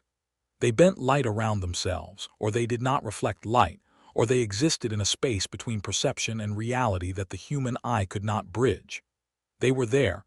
Cassie and Julian could hear them, could feel the displacement of air as they passed, could smell the crypt smell that clung to them like a second skin, but they could not see them. And they were feeding. From their bedroom window, through a crack in the shutters, Cassie watched. She had positioned herself at the narrow gap between the shutter and the frame, one eye pressed to the opening, and she watched the village below, and what she saw would live behind her eyes for the rest of her life. The street was dark. The moonless sky and the cloud cover had eliminated all ambient light, and the only illumination was the faint glow of candles behind the shuttered windows of the houses. But in that darkness, things were moving. She could not see them. She could only see their effects. A door that opened by itself, a candle that flickered as though a draft had passed through a sealed room, a shadow that fell across the street where there was nothing to cast it. And she could hear them. The wet, rhythmic sound of bare feet on cobblestone, the soft, murmuring sound that was not speech but the vibration of dead vocal cords attempting to produce language, and beneath it all, the sound that the journals had described, the sound of scraping, of something being dragged across the ground. And then she heard the voice. It came from directly below the window, from the path in front of the house, and it was her grandmother's voice. Not the voice of an old woman speaking from beyond death, not the theatrical rasp of a horror movie ghost. The actual voice of Alina Dalka, the voice that Cassie had heard in her childhood, quiet and precise and warm, the voice that had called her to dinner and told her to brush her teeth and whispered goodnight through the bedroom door. "Cassandra," the voice said. "Cassandra, come down. I need to talk to you about the house. There are papers to sign." Cassie pulled back from the shutter. Her entire body was trembling, not shivering, which is a response to cold, but trembling, which is the body's response to a signal from the brain that says the thing you are experiencing is not compatible with continued function. She looked at Julian, who was sitting on the cot with the axe across his knees, and she saw that he had heard it too. His face was slack, his eyes unfocused, and he was leaning toward the door, physically leaning, his body tipping forward as though the voice were a rope tied around his chest, pulling him. "Julian." He didn't respond. "Julian," she grabbed his arm. His skin was cold, colder than it should have been, colder than the room temperature could account for, and his pulse, when she found it at his wrist, was slow. Too slow. 40 beats per minute, maybe 35, the heart rate of a person falling into a deep sleep, or of a person being pulled into something that resembled sleep but was not. "She's calling me," he said. His voice was distant, dreamy. "She wants to show me something." "It's not her, it's the thing that was her. It's using her voice." "She sounds so real." "I know, but it's not real. Julian, listen to me. The journals said the Strigoi can mimic voices. They can call to their own bloodline. It's how they lure you. It's how they got the priest. It's how they got Georg." The voice came again, and this time it was not just Alina's voice. It was layered, a chorus of voices, each one slightly different, each one speaking the same words. "Cassandra, Julian, come down to us, come home."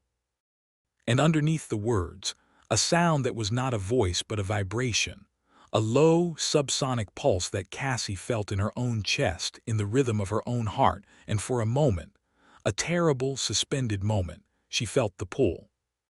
Not in her mind, but in her body, in the blood, in the thing that Alina had called the contagion, the taint, the thing that was already awake in their veins.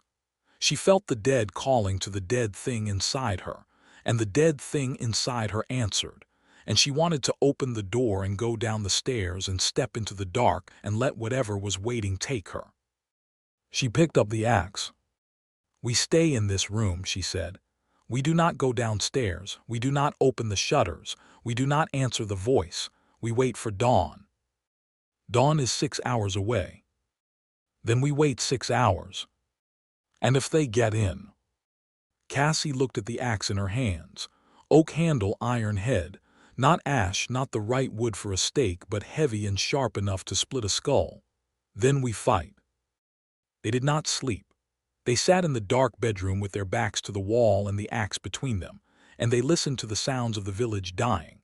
It came in waves, the howling, then the silence, then the voices, then the wet sounds that were worse than the howling because the wet sounds had a rhythm to them, a feeding rhythm, a slow, sucking rhythm that lasted for minutes at a time and then stopped, and the silence that followed was the silence of something that had finished and was moving on to the next.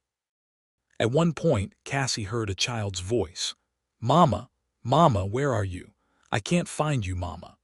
The voice was small and frightened and perfect, so perfect that Cassie's eyes filled with tears before her brain could override her heart and remind her that there were no children in Valsellini. The village was old people only, had been for years, the young having fled to the cities the way young people always flee. And the voice that called Mama from the street below was not a child but something that had eaten a child once long ago, and had kept the voice the way a magpie keeps a shiny thing. The voice called for 10 minutes, then it stopped, then the howling began again. At 3 in the morning the silence changed. It became heavier, denser, and the crypt smell that had been faint became overpowering. The smell of wet stone and decay flooding the bedroom as though the walls themselves were exuding it. Cassie felt a pressure on her chest, a weight that was not physical but was real nonetheless, and she realized with a cold, crystalline horror that the Strigoi were not just outside. They were under the house. They were in the cellar. They were coming up through the floor, through the gap between the boards, and the smell was the smell of the crypt being brought into the house, the atmosphere of the dead being introduced into the space of the living. The cellar door, the trap door in the kitchen. She had closed it when they came up, but she had not locked it. It had no lock, only the iron ring, and she could hear it now, the sound of it lifting, the creak of the hinges, the slow, deliberate sound of something pushing upward from below. "There in the cellar," Julian whispered. Cassie stood up. She took the axe. She walked to the bedroom door, opened it, and looked down the stairs into the hallway below. The trapdoor to the cellar was open. She could see the dark rectangle of it in the floor, and from that darkness, a faint luminescence, a pale, greenish glow that was not light but was something else, something that existed in a spectrum that the human eye was not designed to process, but that the brain interpreted anyway grudgingly as a faint, sick glow. And in the glow, something was rising. It came up slowly, hand over hand, pulling itself out of the cellar with a deliberate, unhurried motion that was worse than speed, because speed implied urgency and urgency implied fear, and this thing feared nothing. It was large, larger than a man, the proportions wrong, the arms too long, the head too narrow, and its skin, where the glow touched it, was the color of wet limestone, gray and damp and translucent. And through the translucence, Cassie could see the structures beneath. Not veins, not muscles, but something else. A network of dark lines that pulsed with the same rhythm she had felt in the crypt, the heartbeat of the stone. The head rose above the level of the floor and the face turned toward Cassie, and the face was not a face. It was a suggestion of a face, the general shape, the approximate arrangement of features, but the details were wrong. The eyes were not eyes but depressions, hollows in the gray flesh that glowed with the same greenish luminescence. The mouth was a slit, horizontal and too wide, and it opened as Cassie watched. And inside the mouth was not a tongue and not teeth but a darkness, a void, a space that went down and connected to something that was not a body but a place where the dead things waited and from which they emerged. The thing pulled itself fully out of the cellar and stood in the hallway, and it was taller than the ceiling, and it did not stoop. It simply passed through the ceiling as though the ceiling were not there, or as though it existed in a space where the ceiling was not an obstacle, and Cassie understood with a visceral, animal certainty that the thing she was looking at was not entirely in this room. Part of it was in the cellar, part of it was in the crypt, part of it was in the earth. The body that stood in the hallway was a projection, an extremity, a finger of the larger thing that lived beneath the house, beneath the village, in the soil itself. It took a step toward the stairs. Cassie swung the axe. She did not think about it. She did not weigh options or calculate angles, or consider whether a blade of iron on an oak handle could possibly harm something that was not entirely present in the physical space it appeared to occupy. She simply raised the axe above her head and brought it down on the thing that was climbing the stairs, and the axe connected, not with flesh exactly, but with something that resisted, something dense and cold that gave under the blade with a sound like wet clay being cut, and the thing in the hallway recoiled. It did not scream, it did not cry out.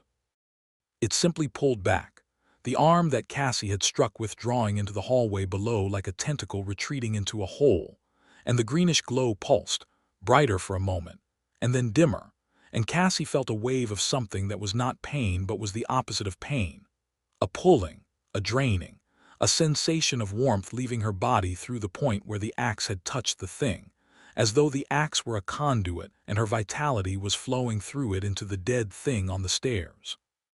She dropped the axe. Her hands were numb. The warmth was returning to her fingers slowly, but the sensation of being drained, of something reaching into her and pulling, lingered, and she backed into the bedroom and slammed the door. "We can't fight them," she said. "They drain you on contact. The axe, I touched it to one of them and it tried to pull the life out of me through the handle. The journals were right. They don't just feed through the mouth. They feed through touch, through proximity, any contact with them." "The garlic," Julian said. He was already pulling the bundles from the wall. Alina had hung them in the bedroom too, fat clusters of garlic and onion tied with red string, and Julian wrapped one around his wrist and held another out to Cassie. "If garlic keeps them out of the houses, maybe it." "Maybe." They heard the thing in the hallway below move. It was not coming up the stairs now. It was moving through the house, through the walls, and they could track it by the sounds. The scraping, the wet tread, the smell that intensified and faded as it passed from room to room. It was searching. It was looking for the door, or for a gap, or for a way in, and the garlic and the sealed shutters and the heavy oak door were the only things between them and it. The thing circled the house for an hour. It moved from room to room on the ground floor, testing the doors, testing the windows, pressing against the walls with a sound like stone grinding against stone. At one point, it came to the foot of the stairs and stayed there, and Cassie could hear it breathing, or doing something that resembled breathing, a slow, rhythmic expansion and contraction that was not respiration, but was the movement of air through a space that was shaped like lungs but was not lungs. It stayed at the bottom of the stairs for 20 minutes, and Cassie pressed her back against the wall and held the garlic, and did not move and did not breathe and waited. Then it left. She heard the cellar door close, not slam close, with a deliberate, careful motion that was worse than a slam because a slam implied a motion, and this implied nothing. And then the house was silent, and the smell began to fade, and the greenish glow that had seeped through the floorboards dimmed and went out. Dawn came at 6. It came slowly, as dawn does in a valley between mountains, the light filtering in from the east in degrees, first a gray suggestion at the edges of the shutters, then a pearly luminance, then the first tentative warmth. Cassie opened the shutters and looked out at the village, and what she saw made her grip the windowsill.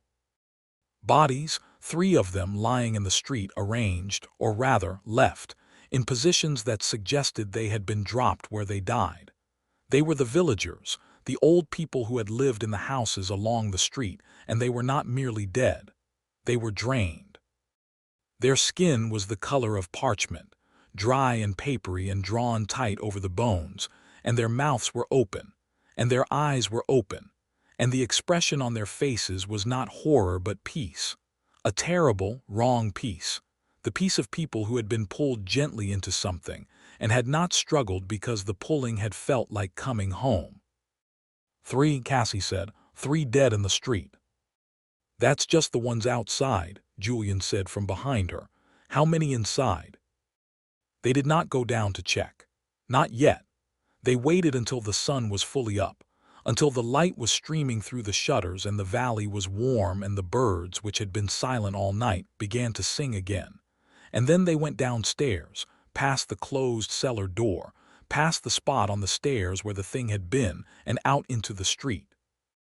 The village was devastated, not destroyed. There were no fires, no collapsed buildings, no obvious signs of violence. But it was empty in a way that went beyond the absence of people. The houses were dark. The doors were closed. The garlic garlands hung on their nails undisturbed. But the silence was alive. It was the silence of something that had fed and was resting, something that had retreated from the light but had not left, something that was below, in the cellars and the crypts and the earth, sleeping through the day the way a predator sleeps after a kill. They found 7 more bodies inside the houses. 7 old people, drained and pale and peaceful, lying in their beds or on their floors or in their kitchens, each one with the same expression of terrible peace. 10 dead. Added to the 3 in the street, 13. And Georg Pop, who had been the first, 14. 14 dead out of a village of 80. The remaining villagers, the ones who had survived, who had locked their doors and ignored the voices and clutched their garlic and prayed, emerged slowly as the morning wore on. They came out of their houses in 1s and 2s, pale and shaking, and they looked at the bodies in the street and they did not scream and they did not cry. They had seen this before. Not on this scale, never on this scale, but they had seen the results of the Strigoi's feeding, and they knew what it meant, and they knew what had to be done. "We dig them up," said the old woman with the garlic garland. Cassie learned her name was Marta, and her voice was flat and matter-of-fact, the voice of someone giving instructions for a chore that was unpleasant but routine. "We dig up the ones in the churchyard, the ones who are already dead. We stake them and we pin them and we cut off their heads and put the heads between their legs so they can't find their bodies. And we burn the hearts." "The grandmother," Cassie said. "Alina, she's the one leading them. She was buried in haste, without bindings, without a stake." Marta looked at her. "I know who your grandmother was, child. I know what she was. She was the barrier and she was the door. She kept them down as long as she could, and when she died, she became the thing she was holding back. That's the way it works with the Dalkas. The barrier and the door are the same thing. Will you help us?" Marta looked at the other villagers, the dozen or so who had emerged from their houses, the survivors, the old and the frightened and the resolved. She looked at Cassie and at Julian, and she saw the family look, the pallor, the dark circles, and something in her face shifted. Not pity this time, but something harder, something that was not quite acceptance and not quite calculation. "We'll dig them up," she said, "but not at night. We start at noon when the sun is highest, and we work until the shadows get long, and then we go inside and we lock our doors and we wait for another day. That's all we can do. That's all anyone can do." The exhumation began at noon. The churchyard was behind the church of St. Parasheva, a small rectangle of consecrated ground enclosed by a low stone wall. The graves were marked with simple wooden crosses, many of which had fallen or rotted, and the earth was dry and cracked from the drought, which made digging easier but also made the smell worse. The dry soil could not absorb the odors of decay, and as the villagers dug, the smell of the crypt rose from the ground like a physical thing, thick and sweet and heavy. They dug up 5 graves. Alina's was the freshest, the soil still loose, the body wrapped in a simple cloth shroud, the face, when they uncovered it, still recognizable. Cassie looked down at her grandmother's face, and what she saw was not the face of the woman she remembered. This face was wrong. The skin was drawn tight, the cheekbones sharp, the lips pulled back to expose teeth that were too white, too even. And on the crown of the head, the place where the hair had been thin in life, the skin was bare, completely hairless, and beneath the skin, Cassie could see the ridges. The spine ridges, the same structures carved into the limestone walls of the crypt, raised beneath the scalp like the plates of a stegosaurus, dark and ridged and pulsing with a faint, visible rhythm. "She's alive," one of the villagers whispered. "She's not alive," Marta said.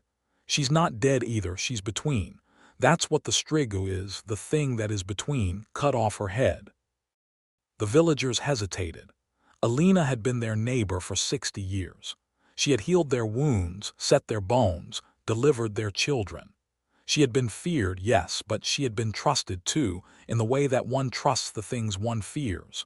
One trusts them to be what they are, to behave according to their nature, and Alina's nature had been to protect, even if the protection had been the protection of a jailer. But Alina was gone. The thing in the grave was not Alina. It was the thing that Alina had spent her life holding down, the thing that had lived in her blood and that now, freed from the constraints of a living body, was becoming what it had always been destined to become. The first villainer to step forward with the axe was a man named Dumitru, and he was crying, and his hands were shaking, and he raised the axe and brought it down on the neck of the corpse, and the blade bit into the flesh and the body moved. Not a twitch, a movement, deliberate and forceful, the arms rising from the sides of the shroud, the hands reaching for the axe, the eyes opening, the pale, curdled yellow eyes that the priest had had, the eyes that were not eyes but something else, something that saw not light but vitality, not form but the warmth of living things. Dumitru fell back. The corpse sat up in the grave and the mouth opened, and the sound that came out was not a scream but a voice. Alina's voice, calm and precise. "Don't, please, it hurts." And then the others rose. From the churchyard, from the forest, from the trees at the edge of the village, from the shadows between the houses, from the barns and the cellars and the dark places where they had been hiding from the sun. They came in the broad daylight, and they should not have been able to. The journals said they were weakened by the sun. And they were slow, and their movements were stiff and ungainly. But they were not stopped. And they came not as monsters but as people, wearing the faces of the dead, mimicking the voices of the living. A woman's voice called from the trees, "Mama, it's cold, let me come home." A child's voice, small and frightened, "I'm lost, I'm in the woods, please come find me."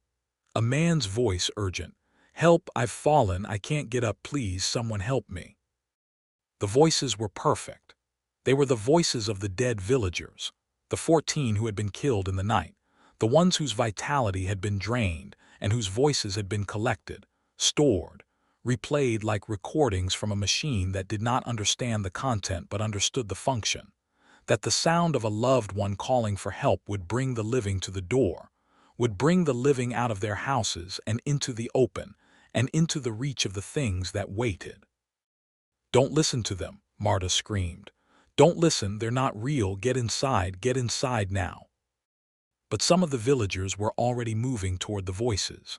An old man named Petter, the same Petter who had found the priest, who had run from the church and never come back, who had returned to the village only because there was nowhere else to go, heard his wife's voice calling from the forest. His wife had been dead for 6 years, but the voice was hers, her specific cadence, her particular way of shaping the vowels, the slight lisp that she had carried all her life, and that the thing in the forest reproduced with perfect, merciless fidelity. "Come to me, Petter," the voice called. "I've been waiting for you. I've been so cold, Petter. Come warm me." Petter walked into the forest. 3 others followed him, drawn by the voices of their dead children, their dead spouses, their dead parents. And the last thing Cassie saw before Marta pulled her back inside the house was the forest closing behind them like a mouth swallowing. The screaming from the forest lasted 20 minutes, then silence. By evening, the village had been reduced to a handful of survivors: Cassie, Julian, Marta, and 4 others who had barricaded themselves in the church. The church was the strongest building in the village, stone walls, a heavy oak door, and Father Benia's iron spike still embedded in the floor, which Marta insisted was a ward, the priest's blood being a seal, and they gathered there as the sun went down and the shadows lengthened and the howling began again. Cassie knew what had to be done. The exhumation had failed because the Strigoi were not just in the graves. They were everywhere, and they were coordinated, and they were led by Alina, who was not in the churchyard but in the crypt. She had risen from the grave in the churchyard, yes, but her body had not been there.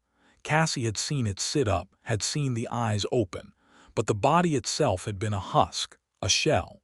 And the real thing, the core of it, was still in the crypt, still connected to the earth, still drawing strength from the place where the dead were anchored. "We have to go back to the crypt," Cassie said. "The grandmother, the real grandmother, is there. The thing in the churchyard was a projection, like the dog in the barn. We have to get to the source." "In the dark," Marta said. "You want to go to the crypt in the dark." "The crypt is underground. It's dark whether it's day or night. And at night the villagers, the Strig, are feeding. They're scattered, they're hunting, they're not guarding the crypt. If we go now, we might get through." "Might. Might is all we have." Marta looked at her. The old woman's face was lined and gray, and set in an expression that Cassie recognized from photographs of soldiers in wars. It was the expression of a person who had passed through fear and come out the other side into a cold, clear space where the only thing left was the decision to act. "The stakes," Marta said. "You need ash.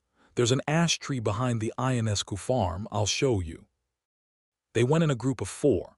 Cassie, Julian, Marta, and a man named Victor, one of the survivors who was younger than the others and who carried a pickaxe from the church's maintenance shed.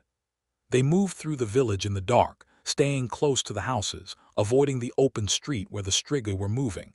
Cassie could hear them, the wet footsteps, the murmuring, the sound of things being dragged, and they reached the Ionescu farm where Marta showed them the ash tree. Cassie cut 3 stakes with the axe, working quickly, the green wood splitting cleanly.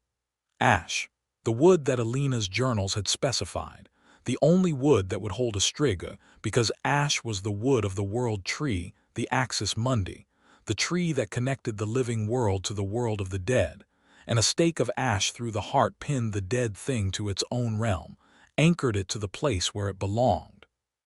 They climbed the path to the crypt. The forest was alive with sound, not the sound of animals but the sound of the Strigoi, the howling and the murmuring and the wet, rhythmic feeding sounds that came from the darkness between the trees.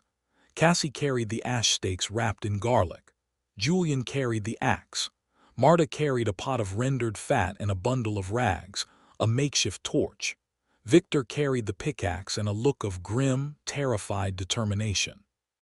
The crypt door was still open. The darkness inside was absolute. Cassie took the flashlight, still working, though the beam was weaker now, the batteries dying, and they descended. The chamber was different. The 6 occupied alcoves were now 3. 3 of the bodies had risen. Cassie could see the broken chains, the discarded shrouds, the empty shelves, and the 3 that remained were straining against their bindings, the chains vibrating with a low, subsonic hum, the oak stakes in their chests crumbling visibly as she watched, the wood flaking away like wet chalk. "They're all coming loose," Julian whispered. "Not all, not yet." Cassie moved to the center of the chamber where the floor was packed earth, and she knelt and pressed her hand to the ground. It was warm, warm from below, from the heat of something that was not alive but that generated energy, that drew it from the earth and the air and the living things above. "The grandmother is below us. There's another chamber, below this one."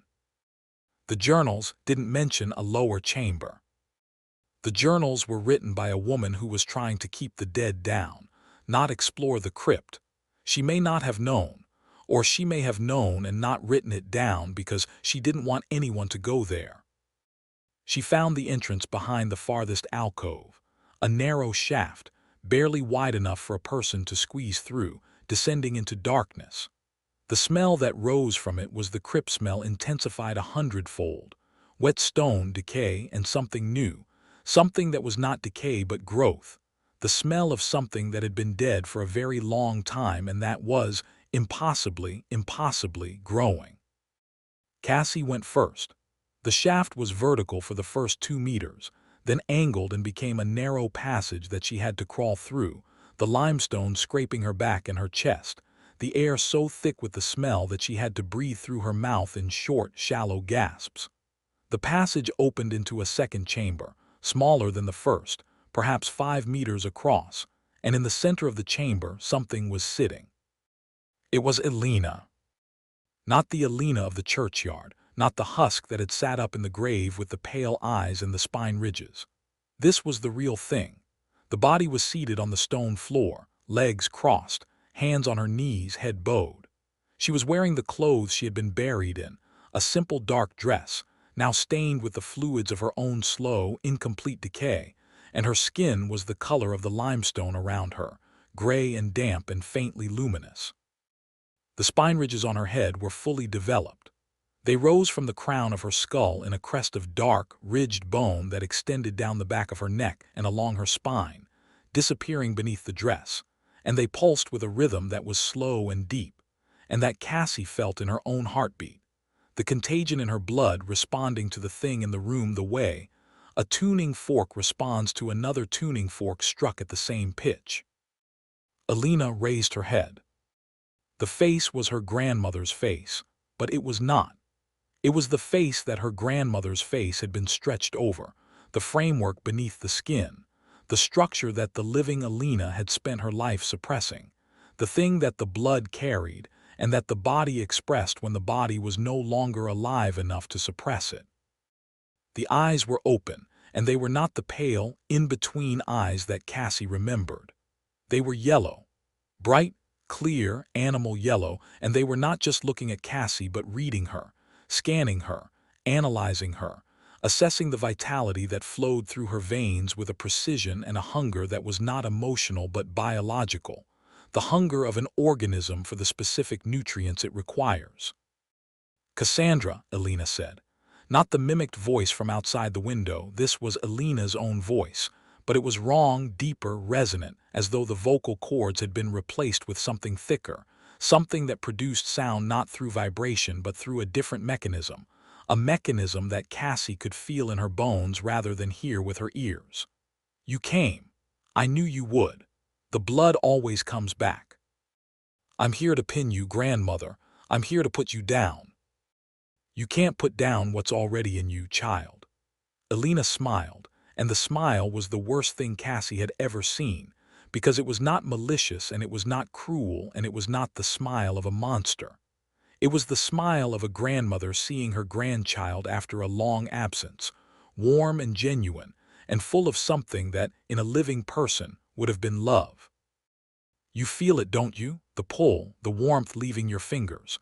The way the night sounds like music and the day sounds like noise. You felt it your whole life. Your mother felt it, I felt it. My mother felt it. It's the blood, Cassandra, the soil of sins. We were born in it and we will return to it, and there is no stake that can hold what is already flowing through your veins." Julian was behind Cassie in the passage, and Cassie could hear him breathing, fast, shallow, the breathing of a man on the edge of panic. And she could feel him pressing against her back, not pushing but leaning, as though the thing in the room were pulling him, and she knew with a terrible certainty that Elena was right about Julian. Julian, the sensitive one, the fragile one, the one who felt things too deeply and processed them too slowly, Julian was more susceptible. The contagion was stronger in him, or perhaps the resistance was weaker, or perhaps sensitivity and susceptibility were the same thing viewed from different angles, and the thing that made Julian a good artist, the ability to perceive what others could not, was the same thing that made him vulnerable to the call of the dead. "Cassie," Julian said from behind her, and his voice was wrong. It was distant, dreamy, the voice of a man being pulled under. "She's so warm. I can feel her from here. She's so warm." "She's not warm, Julian. She's cold. She's dead." "She feels warm." Elena extended her hand. "Come to me, child, both of you. Come home. It's not death. It's not what you think. It's a continuation, a different kind of life. You'll stop hurting. You'll stop being afraid. You'll stop feeling the terrible, exhausting weight of being alive. You'll just be, and you'll be with us, and we'll be together, and the soil will hold us, and the blood will flow, and the hunger will finally stop. The pull hit Cassie like a wave. It was not physical, nothing touched her, nothing grabbed her, but it was real, a force that originated in the thing that Alina had become, and that traveled through the air and through the stone and through the blood that they shared, the blood that was the contagion and the connection and the chain that linked the living to the dead. Cassie felt her legs move. She felt her body lean forward. She felt the warmth draining from her hands and her feet and her face, flowing toward the thing in the center of the room, and she understood that this was what the Strigoi did. Not killed, not ate, but pulled. Pulled the life out of the living and into the dead, and the pulling felt good. It felt like relief. It felt like the easing of a burden she had been carrying her entire life without knowing it, the burden of being alive in a body that was tainted with the desire to be dead. She looked at the ash stakes in her hand. She looked at her grandmother's face, at the warm, loving smile of a dead thing that wanted to take her into the earth. She thought about the priest, nailing himself to the floor, smiling. She thought about the villagers in the forest, walking toward the voices of their dead. She thought about Julian, leaning against her back, his body tilting forward, his breath slowing. She raised the ash stake. "I'm sorry, grandmother," she said. And she drove it through Alina's heart. The sound that Alina made was not a scream.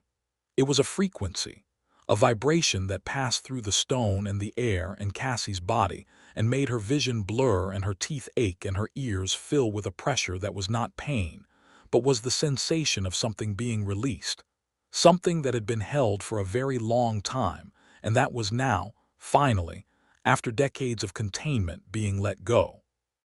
The greenish glow in the chamber flared, blindingly bright, a flash of luminescence that seared Cassie's vision, and then went dark.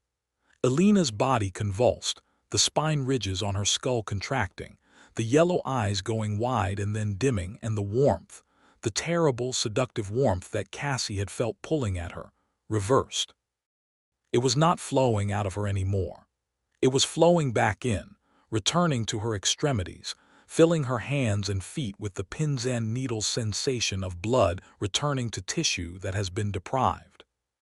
But Alina was not finished. The body was pinned, the ash stake was through the heart, and the wood was holding the grain tight and strong in a way that the oak had never been. But the thing inside the body was not just in the body.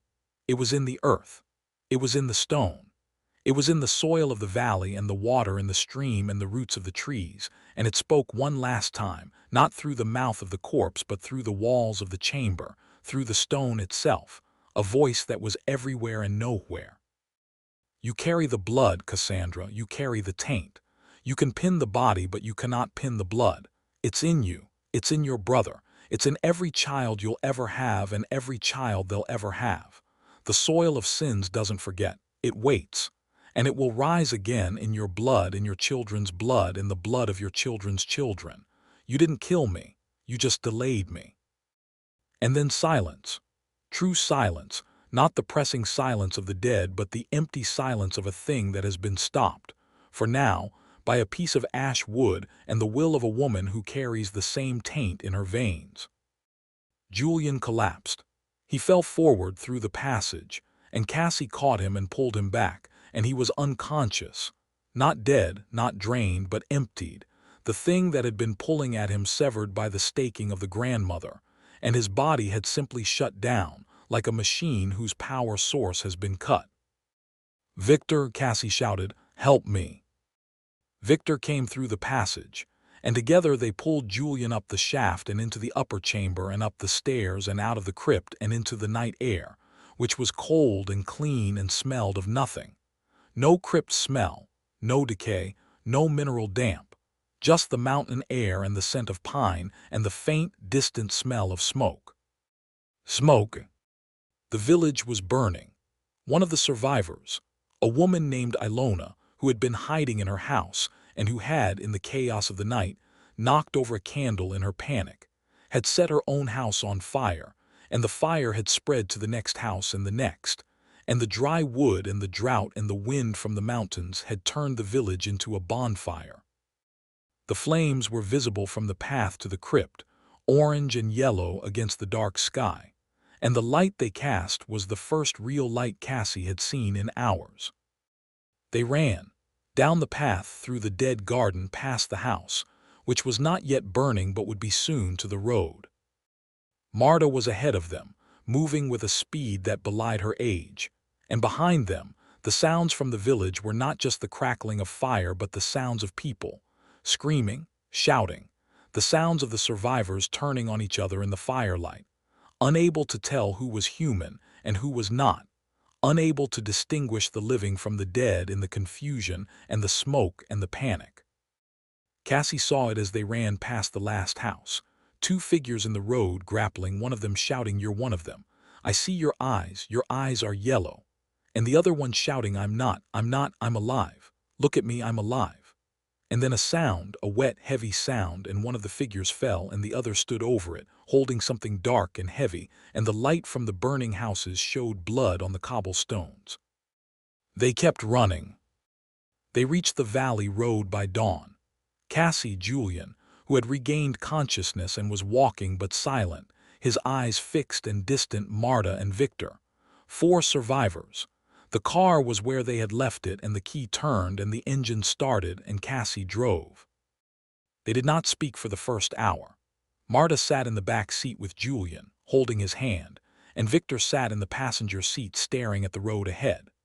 The mountains receded in the rearview mirror, the forest closing over the road behind them, and the smoke from the village rose in a thin column against the morning sky. And then the road curved and the smoke was gone and the village was gone, and there was only the road and the mountains and the silence. Marta asked to be let off at the first town.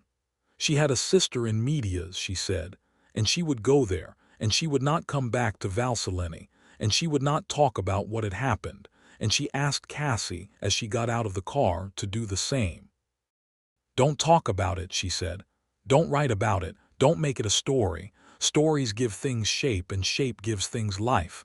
Let it be formless. Let it be forgotten. That's the only way to keep it down." Victor got out at the same town. He walked away without saying goodbye. Cassie and Julian drove to Cebu. They checked into a hotel, clean, modern, with electric lights and running water and walls that did not creak and a cellar that contained nothing but cleaning supplies. And they slept, and Cassie did not dream, and Julian did not wake. They stayed in Cebu for 3 days. Cassie called the lawyer and told him the estate had been settled. She did not elaborate. She did not mention the fire or the dead or the crypt. She signed the papers and returned them, and the property. What was left of it, the house and the land and the crypt in the hillside, passed out of the family's hands and into the custody of the state, which would do nothing with it, which would let the forest reclaim the house and the earth reclaim the crypt, and the years reclaim the memory of what had happened there. On the 4th morning, Cassie was packing to leave when Julian came out of the bathroom. He was pale, paler than usual, the family pallor at its most pronounced, and he was holding a hand mirror, and his expression was the expression of a man who has found something growing in a place where nothing should grow. "Cassie," he said, "look." She looked. In the mirror she could see the top of Julian's head, the crown, the place where the hair grew in a whorl. And there in the center of the whorl a circle of bare skin. The hair had fallen out, not thinned, not receded, fallen out, leaving a smooth, hairless patch about 3 centimeters in diameter. And beneath the skin, if she looked closely, very closely in the bright light of the bathroom mirror, she could see the faintest suggestion of ridges. Not visible, not raised, not the fully developed crest that Alina had worn, but the suggestion of them, the way a bruise suggests the shape of the impact that caused it. "The spine," Julian said. His voice was calm, too calm, the calm of a man who has passed through the wall of panic and is standing on the other side in a country where panic is no longer a useful response. "It's starting." Cassie looked at his face in the mirror, the dark circles under his eyes, the translucent skin, The pallor that was their inheritance, the family look, the thing that the village had recognized and that the woman with the garlic garland had called the blood. "Are you?" "I'm craving milk," Julian said. "Raw milk. I can taste it in my mouth. I've never had raw milk in my life, but I can taste it and I want it, and it's not a normal craving, Cassie. It's not hunger, it's something else. It's like the body wants something and the mind doesn't know what it is, but the body knows, and the body is asking for it in a language I don't speak." Cassie sat on the edge of the bed. She looked at her own hands. The skin was pale, thin, the veins visible beneath it. She had not slept well in 3 days. She had not slept well in years. The insomnia that the village woman had mentioned, the insomnia that ran in the family, she had always attributed it to stress, to caffeine, to the particular anxieties of a historian who spent her nights in archives reading about the worst things human beings had ever done to each other. But now, sitting in a hotel room in Cebu with her brother, whose hair was falling out in a circle and who was craving raw milk and whose eyes, in certain lights, had a faint, yellowish tinge that had not been there before, she understood that the insomnia was not stress. The insomnia was the blood, the taint, the contagion that Alina had described, the thing that lived in the marrow and that would not die, that could not be pinned, that passed from generation to generation like a torch that was never extinguished. They had escaped the village. They had driven out of the valley past the burning houses and the dead in the street and the howling in the forest and the crypt in the hillside. They had survived. But the thing that Alina had said in the last moment before the ash stake silenced her, that voice, speaking through the stone, through the earth, through the blood, was true. They had not escaped the blood. The blood was in them. It had always been in them. And the soil of sins does not forget. Julian put down the mirror. He looked at Cassie, and his eyes, were they yellow? Were they always that color, or was it the light? Were wet, and his mouth was a thin line, and he said nothing because there was nothing to say. The curse was not a curse. It was a condition. It was a state of being. It was the soil they had grown from, and no amount of running could take them out of the soil, because the soil was in them, was them. And it would rise again, not in the crypt or in the village or in the forest, but in their own bodies, in their own blood, in the children they might have and the children those children might have. A chain of dead things stretching forward into the future like a root system that could not be pulled up, that could only be cut back. And the cutting was temporary, and the growth was eternal. Cassie picked up the ash stakes, the ones she had not used, the 2 that remained, and she put them in her bag. She did not know when she would need them. She did not know if they would work. But she carried them, and she carried the knowledge of what they were and what they meant, and she carried the blood, and the blood carried the dead, and the dead carried the hunger, and the hunger carried the dark, and the dark carried the soil, and the soil carried the sins. And the sins were hers, and they were Julian's, and they would be the sins of everyone who came after, world without end, in the valley and in the mountains, and in the house at the edge of the forest where the grandmother had stood in the moonlight, and the shadow had moved on its own. They left Cebu that afternoon. The road was long, and the mountains were behind them, and the city was ahead, and the mirror was in Julian's bag, and the craving for milk was growing, and the circle of bare skin on the crown of his head was spreading, and the ridges beneath it were rising, and the night was coming, and it would always be coming, and they could not stop it, and they could not outrun it, and they could not escape what they were, because what they were was not something you escape. What they were was the soil, and the soil remembers everything. The Hollow Throat. The recording was 6 minutes and 43 seconds long, and it would later become the most analyzed audio file in the history of Indonesian forensic science. It began with breathing, rapid, panicked, the breathing of someone who has been running and has stopped, but whose body has not yet caught up with the fact that the running is over. The breathing was accompanied by a low, constant sound that the analysts would identify as wind, the particular wind of a mountain valley funneled through limestone passages, and beneath the wind, a second sound. Dripping water, steady, rhythmic, the acoustic signature of a cave system.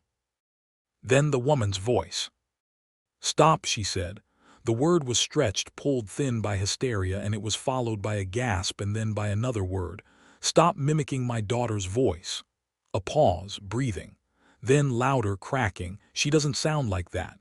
She doesn't make that sound. Stop it, stop it, stop it." The last two words were a scream, and the scream echoed, bounced off stone walls, multiplied, returned. And in the echo something was wrong. The echo was not a reproduction of the scream. It was a transformation. The echo took the woman's scream and shifted it, lowered the pitch, thickened the timbre, added a guttural, murmuring undertone that was not a characteristic of any natural echo. It was as though the walls of the cave were not reflecting the sound but rewriting it, taking the human scream and processing it through a mechanism that was not mechanical but biological, a fleshy, throat-like resonance that gave the echo a quality the analysts would later describe, in the dry language of their report, as organically distorted. Then the slapping. It began at the edge of the recording, the far edge, the edge that corresponded to the deepest part of the cave, the direction from which the woman had been running. A wet, rhythmic slapping like bare feet on stone, and it was not one set of feet. It was many. A dozen, perhaps more, each with a slightly different rhythm, a slightly different pace. The combined sound of many small bodies moving across stone with a gait that was not walking and not running, but something in between. A shuffling, lurching motion that the analysts would identify, after studying the audio signature, as a bipedal locomotion pattern that did not match any known primate. The slapping grew louder, closer. The woman's breathing became a sob. And then, in the last 12 seconds of the recording, the slapping stopped, and the silence that followed was not silence but a murmuring, a rapid-fire, guttural chattering that came from immediately beside the microphone, close enough that the individual syllables were distinguishable. Syllables that were not words in any known language, but that had the cadence and the rhythm of speech, the rise and fall of communication, the pattern of something that was saying something to the woman or to itself, or to the other things that had followed. And then in the last 3 seconds, a voice. A child's voice, small and clear and perfect, coming from the same place as the murmuring, from the thing that had been slapping its bare feet on the stone, from the thing that did not have vocal cords but that was producing, through some biological mechanism that the analysts could not explain, a perfect reproduction of a child's voice. "Mama," the voice said. "Mama, I'm here. Mama, come find me." And the recording ended. The expedition was funded by a company called Terra Nova Adventures, which specialized in what its brochure described as extreme ecotourism, and what its critics described as rich people paying to be taken to places where rich people should not go. The company had been founded by a Dutch entrepreneur named Pieter van der Berg, who had made his fortune in shipping and had then, in the manner of men who make their fortunes early and find themselves with decades of idle time, developed an obsession with remote places. Pieter was not a scientist and not an explorer, and not, by any meaningful definition, an adventurer. He was a man with money and a restless imagination, and Terra Nova Adventures was the expression of that imagination, expensive, exclusive, staffed by professionals who did the actual work while the clients did the actual paying. The Flores expedition was Terra Nova's most ambitious project to date. The interior of Flores, the island in the Indonesian archipelago where the famous hobbit fossils, Homo floresiensis, had been discovered in 2003, was still largely unexplored. The Liang Bua cave system, where the fossils had been found, had been thoroughly studied, but local oral traditions spoke of other cave systems deeper in the interior, cave systems that had never been mapped or entered by outsiders. The Naj people of Central Flores had stories about these caves, stories about the Ebu Gogo, the grandmother who eats everything. A race of small, hairy, cave-dwelling creatures who had once lived alongside humans and who had, according to the stories, been driven into the caves and sealed there by the ancestors of the modern Naj. Pieter van der Berg had heard these stories and had seen an opportunity. The marketing materials for the expedition described it as a journey into the cradle of human evolution and promised the discovery of a lifetime. The price per client was $45,000, and the 8 slots had been filled within a week. The group consisted of Pieter van der Berg himself, 58, Dutch, the money and the motive. He was a large man, tanned and barrel-chested, with the permanent squint of someone who has spent too long looking at horizons. Dr. Marcus Webb, 41, British, a biologist specializing in island biogeography. He was tall, thin, and possessed of the particular arrogance that comes from being very good at a very narrow field and assuming that the expertise transfers.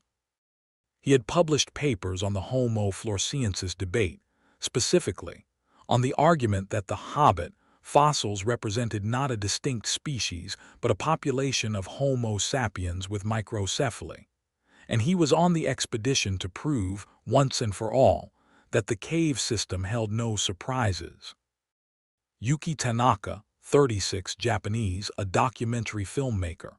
She was small, precise, and carried 3 cameras at all times. She had been hired by Terra Nova to produce a film of the expedition, and she took her work with a seriousness that bordered on obsession, recording everything, every conversation, every meal, every footstep, with a dedication that the other clients found either admirable or unnerving.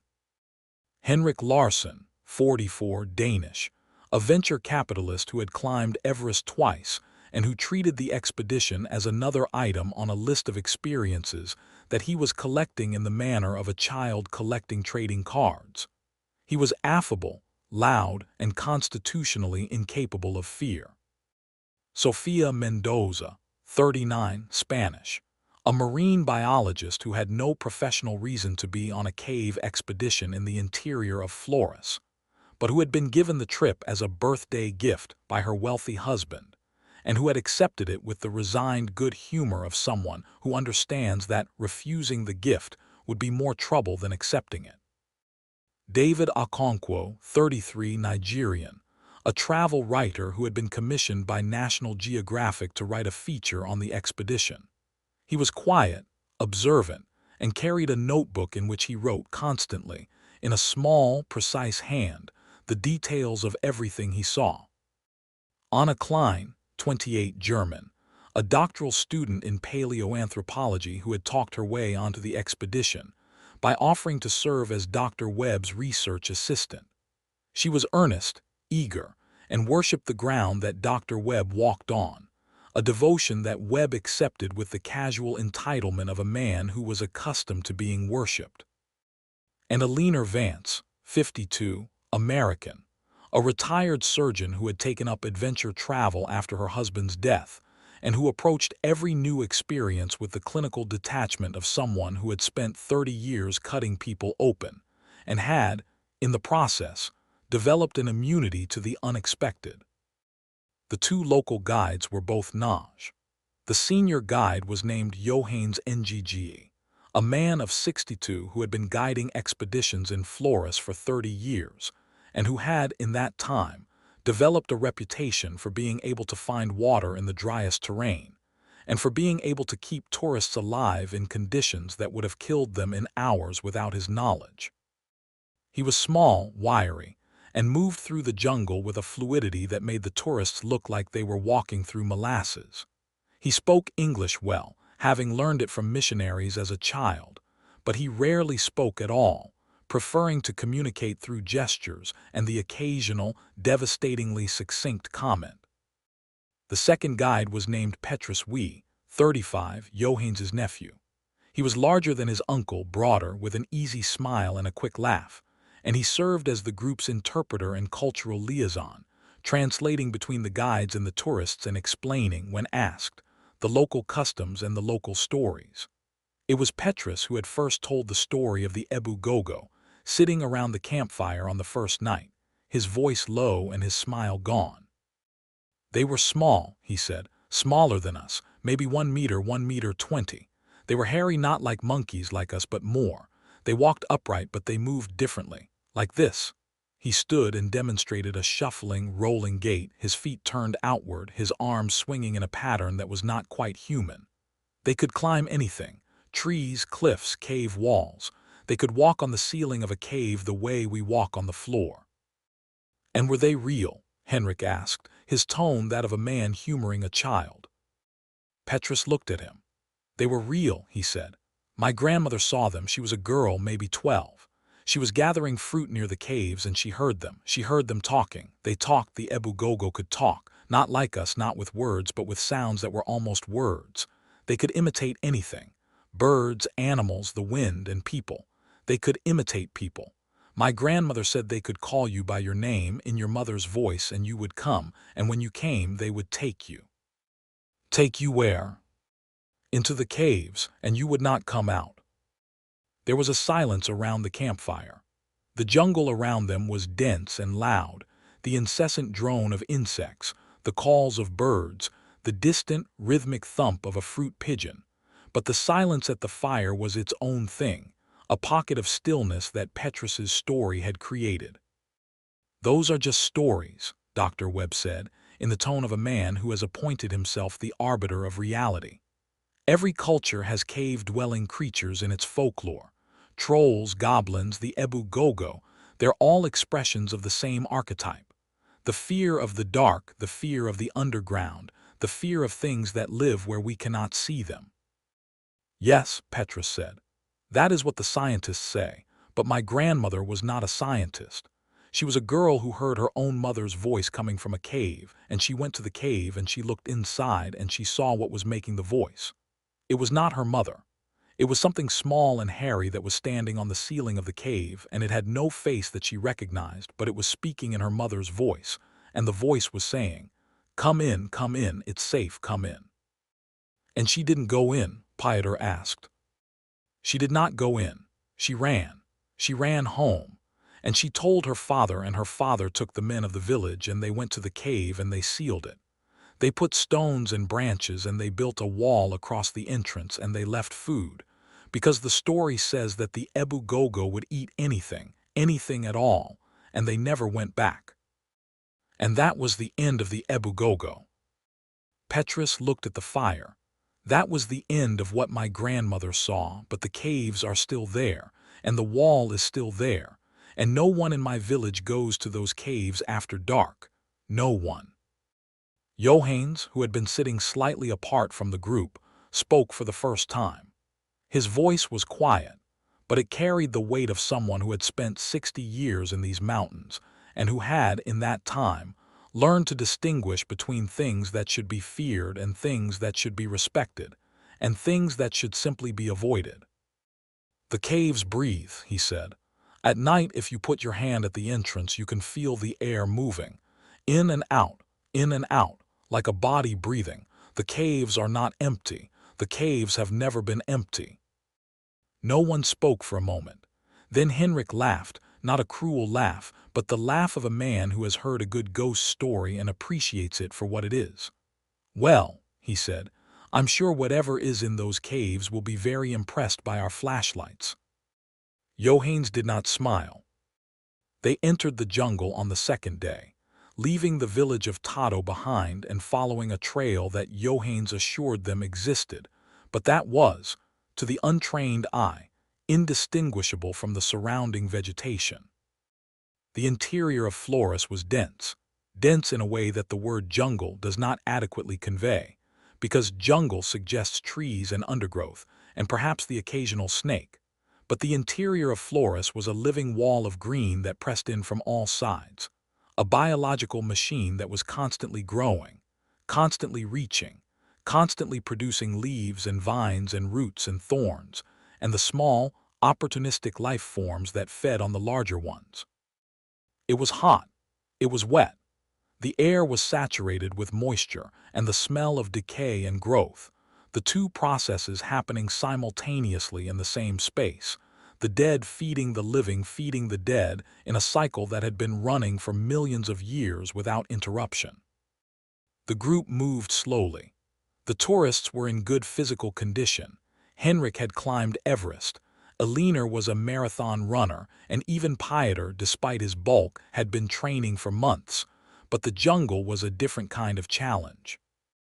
The ground was uneven, slick with leaf litter and mud, and the humidity was oppressive, sapping energy and motivation with a steady, relentless pressure. They stopped frequently, drank water, wiped sweat from their eyes, and listened to the sounds of the forest, which were constant and layered and overwhelming. Yuki filmed everything. She filmed the trees, the ground, the insects, the guides, the tourists. She filmed their faces when they were not looking, capturing expressions of exhaustion, wonder, discomfort, and in the case of Dr. Webb, a perpetual look of mild irritation at having to exert himself in conditions that were not climate-controlled. By the end of the second day, they had reached the area that Johannes had identified as the approach to the cave system. The jungle here was different, older, somehow, the trees larger and more widely spaced, the undergrowth thinner, the air cooler. There was a stillness to this part of the forest that was distinct from the busy, noisy stillness of the jungle they had passed through. It was the stillness of a place that was waiting. They made camp in a clearing near a stream. The guides set up the tents and built a fire, and the tourists gathered around the fire and ate the ration packs that Terra Nova had provided, bland, calorically dense, and universally hated, and talked about what they expected to find. Cave paintings, Anna said, her eyes bright. If the caves are as old as the local tradition suggests, there could be art dating back tens of thousands of years, possibly older than the oldest known figurative art in Sulawesi. Or there could be nothing, Dr. Webb said. Caves are caves. They're geological formations. They don't necessarily contain anything of scientific value. You don't seem very excited about the possibility of a major discovery, David said, looking up from his notebook. I'm excited by evidence. I'm not excited by speculation. Speculation is what led to the Homo floresiensis debacle. People saw what they wanted to see, not what was there. Johannes, who was sitting at the edge of the firelight, spoke without looking up from the ground he was studying. The caves are deeper than you think, he said. The caves go down, not sideways down, into the mountain. The ancestors say the caves go all the way through the mountain to the other side, but no one has gone far enough to know. And you've never been in these caves? Elinor asked. Johannes looked at her. His face was unreadable, the face of a man who had been asked a question that had a complicated answer. I have been to the entrance, he said. I have not gone inside. My uncle went inside when he was young. He came out. He was not the same. What do you mean, not the same? He stopped speaking. He could speak before. He was a talker, my uncle, always talking, always telling stories.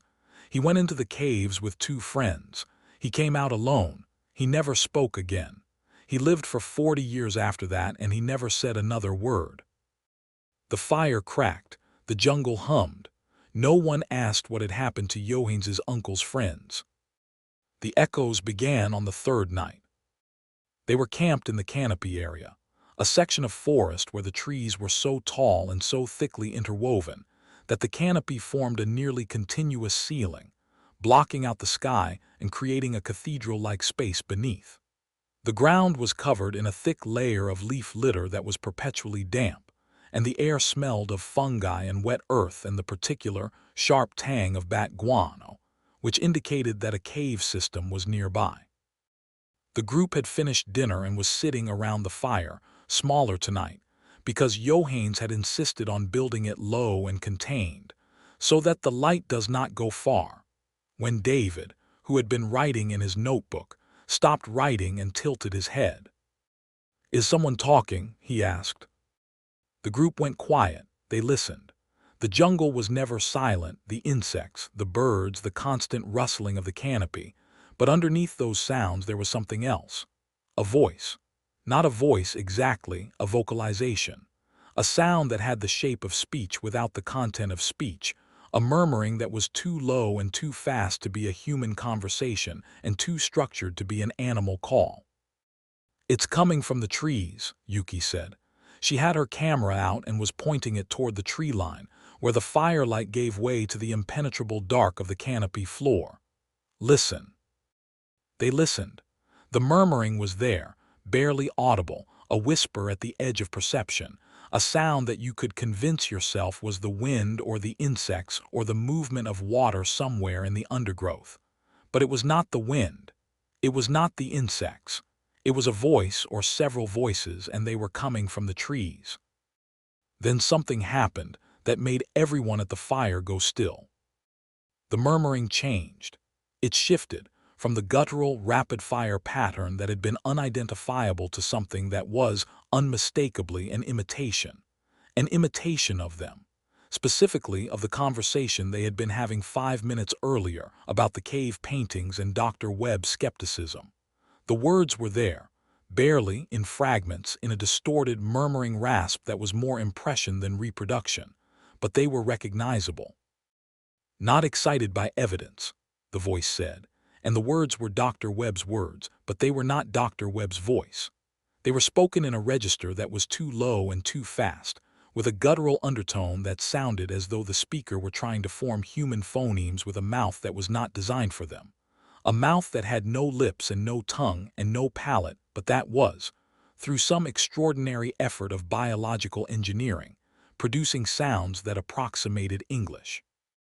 "That's my voice," Dr. Webb said. He stood up. Something is repeating what I said." "Not repeating," Johannes said from the darkness beyond the fire. His voice was calm, but there was a tightness in it that had not been there before. "Echoing. The forest is echoing." "Forests don't echo," Elinor said. "Not like that, not with words." "This forest does." The echoing continued. It shifted to Pieter's voice, the discovery of a lifetime, and then to Anna's, older than the oldest known figurative art. And each imitation was slightly delayed, slightly distorted, the words arriving a second or two after they had been spoken, as though the thing in the trees were listening, processing, and then playing back with a lag that revealed the mechanism, the biological, non-human mechanism, through which the sounds were being produced. Henrik laughed, but it was a different laugh from the one he had given at the campfire. It was the laugh of a man who is not amused but who has not yet found the appropriate alternative response. "Some kind of bird," he said. "Lyrebirds can mimic human speech. Maybe." "Lyrebirds don't mimic conversations in real time," Dr. Webb said. "And lyrebirds don't sound like that." "Then what?" "I don't know." Webb's voice had lost its characteristic arrogance. He was standing at the edge of the firelight, staring into the trees, and his face in the flickering light was the face of a man who has encountered something that does not fit into the framework of his expertise and who is, for the first time in a very long time, uncertain. "I don't know what that is." The echoing stopped. The murmuring faded. The jungle sounds resumed and the fire crackled, and the group sat in a silence that was no longer comfortable but wary, the silence of people who have just realized that the space they are in is not as empty as they thought. Johannes moved closer to the fire. He sat down and looked at each of them in turn, and his expression was the expression of a man who has been waiting for something to happen and is now resigned to the fact that it has. "This is what they do," he said. "The Ebu Gogo, they listen, they learn, they repeat. They are very good at repeating. They have been listening to people for a very long time, longer than people have been people. They hear a sound and they keep it and they use it. They use it to talk to each other and they use it to talk to us." "To talk to us," Sophia said. "You mean they're trying to communicate?" "No," Johannes said. "They are trying to lure. There is a difference." No one slept well that night. The tents were close together and the fire was kept burning low, and Johannes and Petrus took turns on watch, sitting outside the tents, facing the trees, not speaking, not moving, just watching. At some point in the deep hours of the night, David woke to the sound of his own voice coming from outside his tent. His own voice, saying words he had said earlier that evening, played back in that guttural, murmuring rasp. And the words were wrong. The emphasis was in the wrong places. The vowels were too round and the consonants were too wet, and the effect was of hearing oneself spoken by something that had memorized the sounds but not the meaning. He lay in his tent and listened to the voice of himself coming from the trees, and he did not go back to sleep. On the fourth day, they found the cave entrance. It was not where they expected it to be. Johannes had been navigating by landmarks that were invisible to the tourists, the shape of a particular ridge, the angle of a particular stream, the presence of a particular type of fern that grew, according to Johannes, only near the cave systems. But the entrance, when they found it, was not a single grand opening like the Liang Bua cave. It was a series of small, narrow apertures, cracks in the limestone, some no wider than a man's shoulders, some barely large enough to crawl through, set into a cliff face that was partially obscured by vegetation. "There are many entrances," Johannes said. "The caves are connected underneath. One entrance, many entrances, it is all the same cave. The mountain is hollow." Dr. Webb was the first to approach the apertures. He crouched at the largest one, perhaps a meter wide and half a meter high, and shone his flashlight inside. The beam revealed a passage that sloped downward at a gentle angle, the limestone walls smooth and wet, the floor covered in a fine, powdery sediment that showed tracks. "Footprints," Webb said. His voice had recovered its professional authority, the uncertainty of the night before filed away under the category of unexplained but not yet significant. He crouched lower and examined the prints. Bipedal, small. Maybe 20–25 centimeters long. 5 toes, but the proportions are wrong. The big toe is not opposable, or if it is, it's reduced. And the stride length is very short, maybe 30 centimeters. Whatever made these prints was small and walked with a shuffling gait. He looked up, and his eyes were bright with the particular light that David recognized from interviews with scientists who have been proven right about something. If these are Homo floresiensis prints, or prints from a related, surviving population, this would be the discovery of the century. The century, do you understand? Or they could be macaque prints, Eleanor said, with the dry pragmatism of a surgeon who has heard too many excited residents cry wolf. Macaques are small, they're bipedal when they want to be, and they live in these forests. Macaque prints don't look like this. The toe arrangement is all wrong. These are hominin prints, I'm certain of it. Be careful with certainty, Johannes said from behind them. The Ebu Gogo have feet. They walk on those feet. They make prints with those feet. The prints do not tell you what made them, only that something was here. Webb ignored him. He was already crawling into the aperture, his flashlight ahead of him, his body disappearing into the limestone passage, with the enthusiasm of a man who has found what he came for. "Should we go in?" Anna asked, her voice eager. "Not today," Johannes said. "Today we mark the entrances, we map the area, we prepare. Tomorrow, in the full light of day, we go in." "Why not now?" Johannes looked at the sky. It was afternoon, but the canopy was so thick that the light was already dimming. "Because the light is leaving," he said, "and when the light leaves, they wake up." The first attack came that night. It was not a massacre, it was a theft, and it was so quiet that no one in the camp heard it happen. Petrus was the first to notice. He had been on the second watch, sitting at the edge of the firelight with his back to a tree, and he had dozed, not for long, not deeply, just a momentary lapse, a blink that lasted longer than it should have, and when he opened his eyes, the camp had been disturbed. Not dramatically.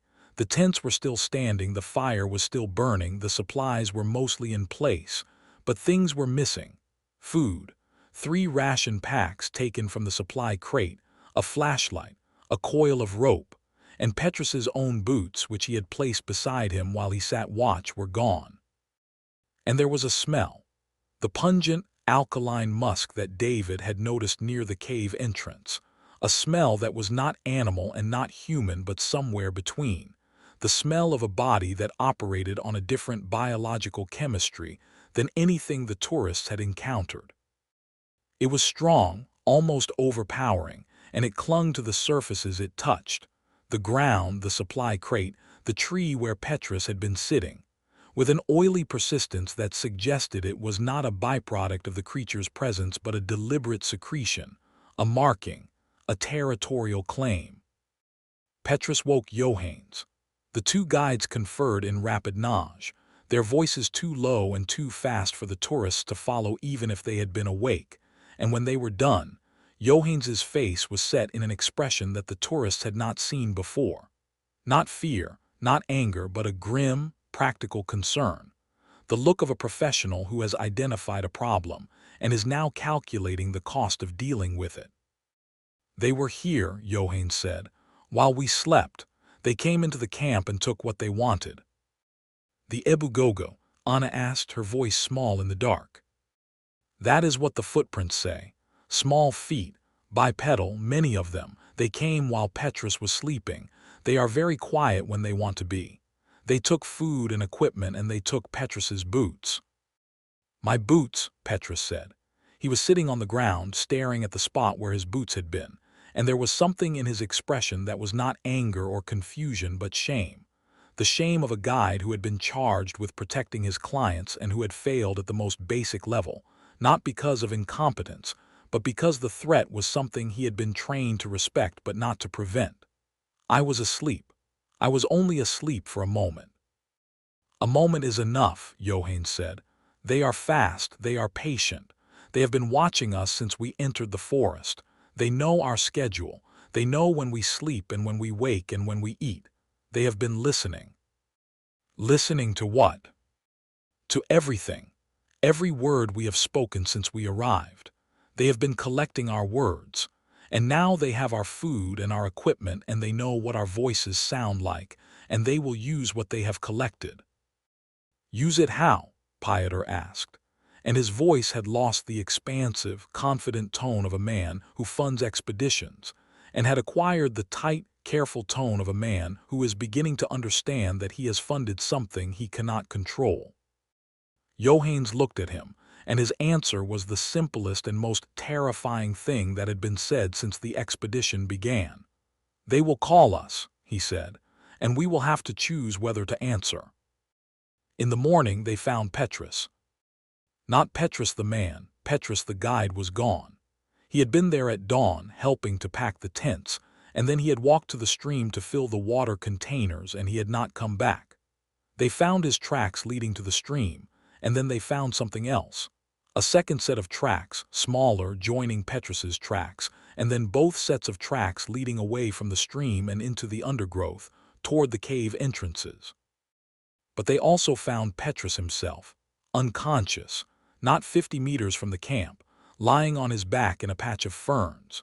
His clothes had been shredded, not torn, shredded, the fabric reduced to ribbons as though it had been pulled apart by many small hands working with great speed, and his skin was covered in the same pungent musk that had permeated the camp the night before.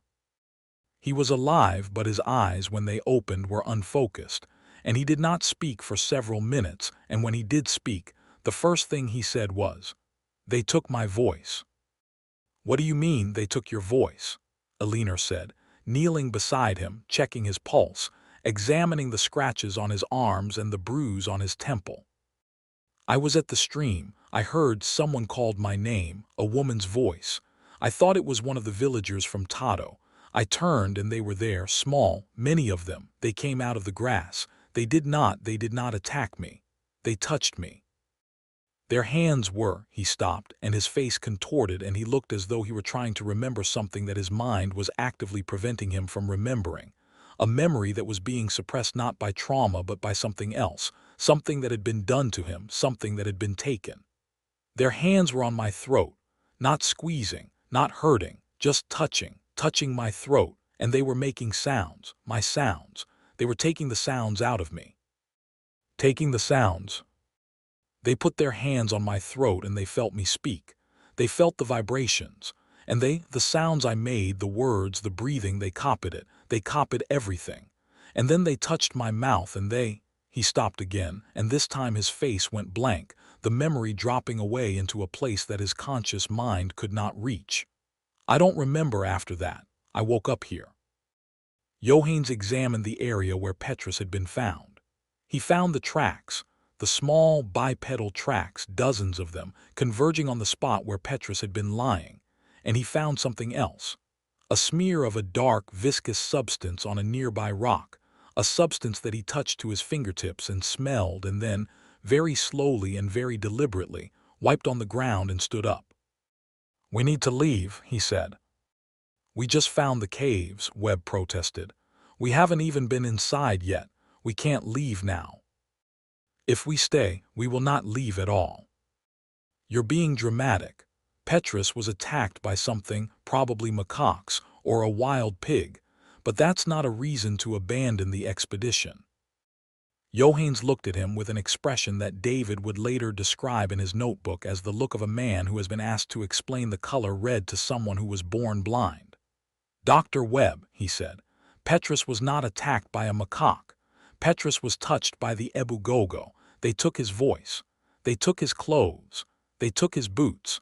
They have been listening to us for 3 days, and now they have a new voice, Petrus's voice, and they will use it." "Use it to do what?" To call us into the caves, to call us away from the fire and the light and the group, one by one, until there is no one left to call." The group argued. Pieter wanted to continue the expedition. He had invested too much money and too much reputation to turn back. Henrik sided with Pieter because Henrik had never turned back from anything in his life and was not about to start. Aliner was neutral, pointing out that Petrus needed medical attention, but that his injuries were not life-threatening.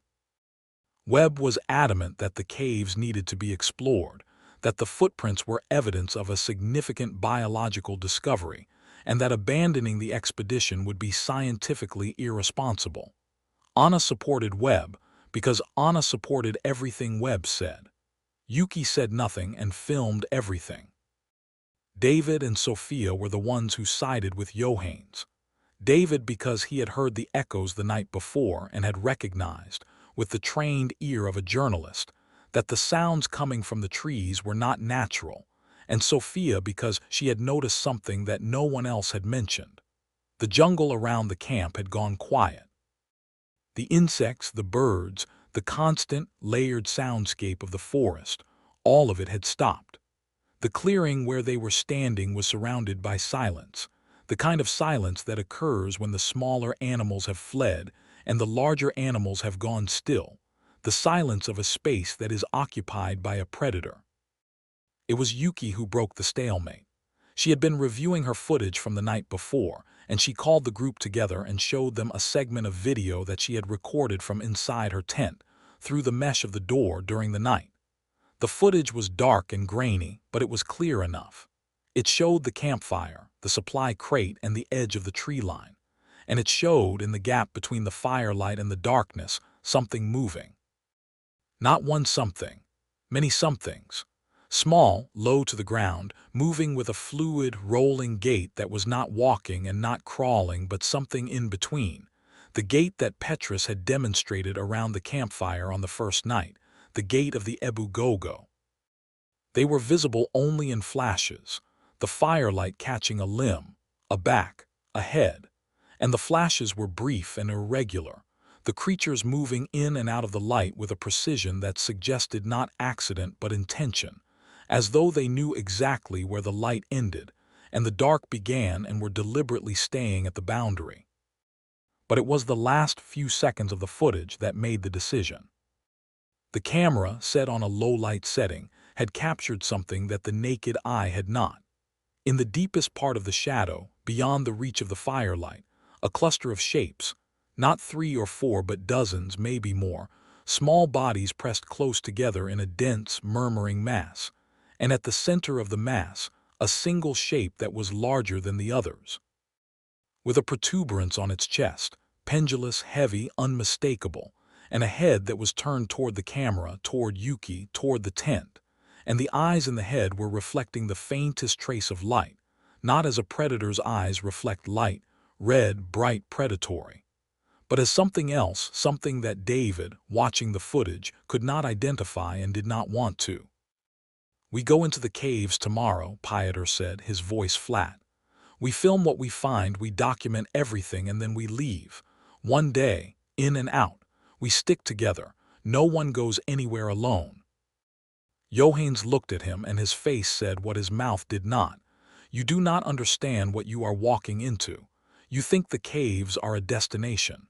The caves are a mouth, and the mouth is already open." They entered the caves on the 5th day. The morning was overcast, the canopy filtering the light into a gray, directionless dimness that made the jungle feel like the interior of a building, and the group moved through it in single file, Johannes leading, the others following, each carrying a flashlight and a pack, and the particular, brittle alertness of people who have not slept well, and who are doing something they have been told not to do. Johannes had spent the night at the largest cave entrance, sitting cross-legged in front of the aperture, not sleeping, not watching, just sitting, as though his presence at the entrance were itself a kind of barrier, a living seal across a door that should not be opened. When the group gathered at the entrance in the morning, he stood and looked at each of them in turn, and his face was the face of a man who has made his argument and lost, and who is now going to do the thing he argued against because it is his job and because the alternative, letting these people go into the caves without him, is worse. "The rules," he said, "we stay together. No one separates from the group. No one speaks loudly. No one touches the walls or the floor with bare hands. If you hear something, a voice, a sound, anything that sounds like it is calling you, you do not answer. You do not go toward it. You tell me and we move together in the opposite direction. If we find the source of the sound, we do not investigate it. We leave." "And if we find the cave paintings?" Anna asked. "Then we photograph them and we leave." "What if we find?" "We leave. Whatever we find, we leave. The caves are not a museum. The caves are a place where things live, and the things that live here have been here longer than we have, and they know the caves the way you know your house, every passage, every chamber, every exit. We are visitors, we are guests, and the hosts are not friendly." They entered through the largest aperture, the 1-meter-wide crack in the limestone that sloped downward at a gentle angle, and the world changed. The transition was not gradual. It was instantaneous. One moment, jungle, the gray light, the sounds of birds and insects and the constant, oppressive humidity. The next, cave, the absolute dark, the silence, the cool, damp air that smelled of limestone and water and something else. Something that David, bringing up the rear of the group, could not identify, but that registered in the back of his brain as a warning, a chemical signal that his body recognized even if his mind did not. It was the musk, faint, diluted by the cave air but present, the pungent, alkaline smell of the Ebu Gogo seeping from the walls, from the floor, from the stone itself, as though the caves were saturated with it, as though the creatures had been living in these passages for so long that their scent had become part of the geology. The passage was narrow, barely wide enough for 2 people abreast, and the ceiling was low, forcing the taller members of the group to stoop. The limestone walls were smooth and wet, slicked with condensation, and the floor was covered in the fine, powdery sediment that Webb had noticed at the entrance. In the beam of the flashlights, the sediment showed tracks, many tracks, all small, all bipedal, all recent. Whatever had made them had been here within the last few hours. The passage descended for perhaps 200 meters, winding through the limestone in a series of gentle curves, and then opened into a chamber that took David's breath away. It was enormous. The flashlights, even at their brightest, could not reach the far wall or the ceiling, and the beams simply dissolved into the dark, swallowed by a space that was too large for the light to fill. The floor was flat and dry, packed earth, smooth, undisturbed by water, and the walls where the light touched them were carved. Not carved the way the walls of the Dalka crypt had been carved, not with figures or symbols, not with representations of anything recognizable.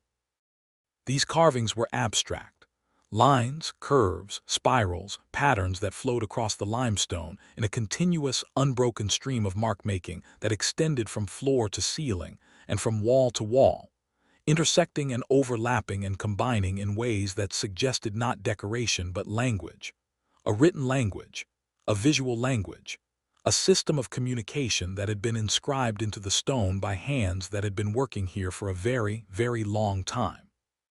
"Dear God," Anna whispered. Her flashlight was shaking in her hand, the beam dancing across the carved walls. This is thousands of years old, tens of thousands, maybe more. This could be the oldest known form of symbolic expression on Earth. Or it could be scratches, Webb said, but even his voice had lost its conviction.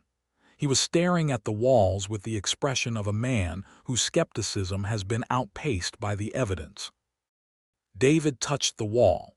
The carvings were shallow, barely a millimeter deep, but precise, the lines clean and deliberate, the curves smooth.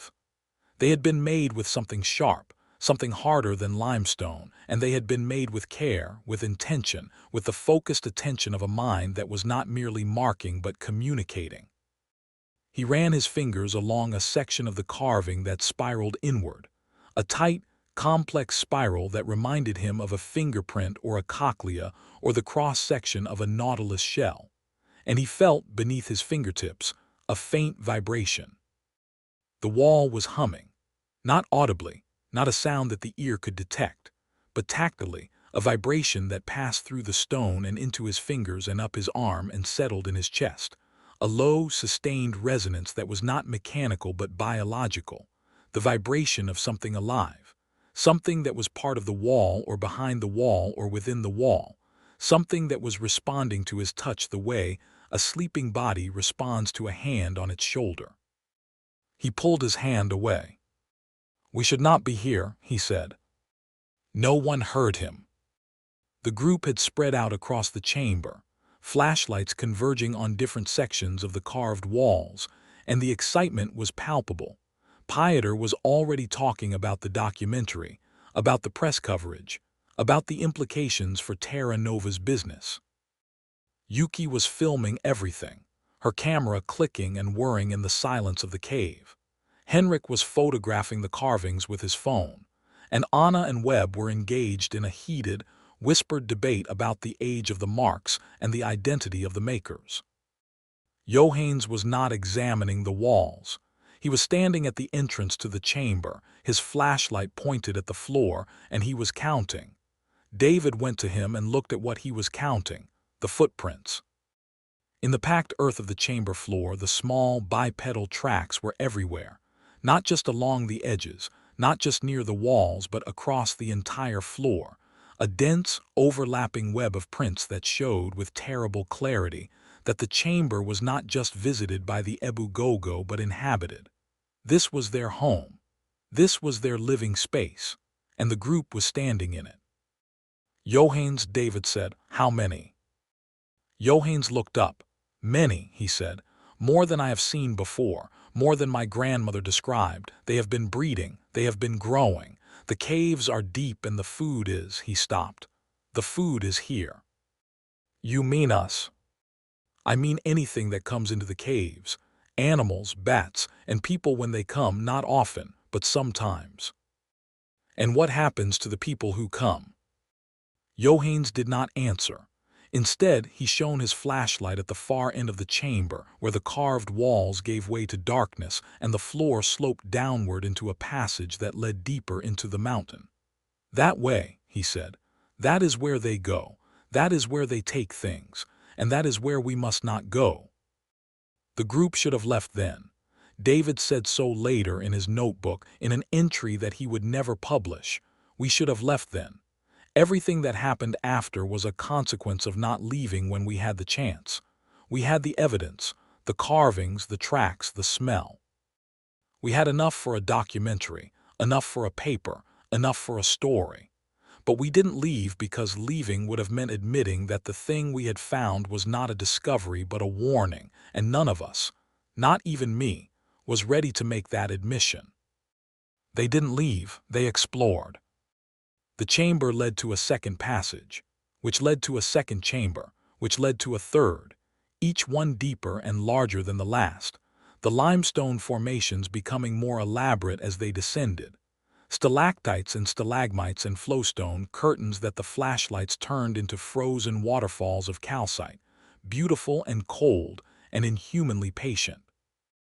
The carvings continued on the walls of every chamber, spirals, lines, patterns that grew more complex as they went deeper, as though the language were evolving, the syntax becoming more sophisticated, the vocabulary expanding, the symbols accumulating meaning the way words accumulate meaning over centuries of use. And in the fourth chamber, they found the nests. They were built into alcoves in the walls, rough constructions of sticks and leaves and strips of fabric that David recognized, with a chill that started at the base of his skull and ran down his spine, as clothing. Human clothing. T-shirts, cargo pants, hiking socks, the remains of a backpack, a water bottle with a label that had faded to illegibility, but that was, unmistakably, the product of a modern industrial supply chain. The nests were lined with this material, fabric shredded and woven into the sticks and leaves, the human-made fibers integrated into the natural construction with a care that was not merely instinctive but deliberate, the care of a creature that was building a home and was using the best available materials, which happened to be the remains of the last group of visitors who had come this way. "When is this from?" Elinor asked, holding up a scrap of fabric. The pattern was distinctive, a colorful, geometric print that looked like the kind of thing sold in tourist shops in Bali. 1990s, Yuki said. She was filming the nests, her camera steady despite the trembling that David could see in her hands. "That pattern was popular in the early 90s. I had a shirt like that when I was a kid." "So these are," Webb began. "These are the remains of previous expeditions," David said. He was looking at the nests, at the number of them, at the density of the human material in each one, at the implication that the caves had been visited before, and that the visitors had not left. And he felt the journalism training kick in, the automatic, professional part of his brain that compartmentalized and analyzed and recorded, even while the human part of his brain was screaming at him to run. "People came here before us, maybe decades ago, and they didn't leave." "How many?" Pieter asked, his voice hollow. David counted the nests. There were 14 built into the walls at varying heights, some at floor level and some near the ceiling, accessible only by climbing, the placement suggesting that the builders could scale vertical surfaces with an ease that no human could match. 14 nests, he said. Each one has material from, at a guess, maybe 2 or 3 people per nest based on the amount of fabric. So maybe 30 people. Over what decades? Years. "Or months," Johannes said quietly. He was standing at the entrance to the chamber, his flashlight off, his eyes closed. "Or months." The implication settled over the group like a shroud. 30 people. Over months. Not visitors who had wandered in and gotten lost, visitors who had been brought in, visitors who had been called. A sound echoed through the chamber. Not the echoing of the night before, not the delayed, distorted repetition of their own voices. This was something else. A voice. A human voice. Petrus's voice. "Help," the voice called. "Help me, I'm here, I fell, I can't get up, please help me." The voice was coming from the passage ahead, the passage that led deeper into the cave, the passage that Johannes had pointed at and said that is where they take things, and that is where we must not go. It was Petrus's voice, perfect, unmistakable, the specific cadence and accent and timbre that they had been listening to for 4 days, the voice that had told them the story of the Ebu Gogo around the campfire, the voice that had said they could call you by your name in your mother's voice, and you would come. "Petrus," Anna shouted, and she was moving before anyone could stop her, running toward the passage, her flashlight bouncing, her feet splashing through the shallow water that had begun to seep across the cave floor. "Petrus, we're coming. Hold on." Webb caught her arm. "That's not Petrus," he said. "Petrus is at the camp. He was at the camp when we left." "Then how?" It's the mimicry. Johann said they took his voice. They took his voice and now they're using it. It's a trap. Anna stared at him. Then she stared at the passage. Then she stared at the nests, at the human fabric woven into the sticks and leaves, at the evidence of 30 people who had heard a voice they recognized and had gone toward it and had not come back. "We need to leave," she said, and the excitement was gone from her voice, replaced by something flat and hard and cold. "Now, all of us, now." They turned to go, and the lights went out. Not the flashlights. The flashlights were still working, the beams still cutting through the dark.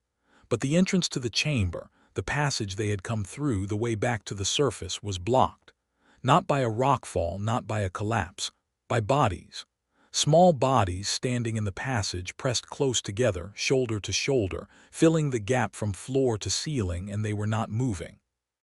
They were standing, staring, facing the group with eyes that were not reflecting the flashlight beams but absorbing them, the light entering the eyes and not returning, as though the eyes were not surfaces but depths, openings into a darkness that was deeper and older than the cave. The Ebu Gogo. They were small. Johann's estimate had been accurate, perhaps 1 meter to 1.20 meters, the height of a child, but they were not children. They were proportioned wrong. The arms too long, the legs too short, the heads too large, the torsos too narrow. Their skin was dark and rough, not hairy in the way of a primate but in the way of a pelt, short, dense, uniform, covering the entire body including the face. Their faces were the worst part.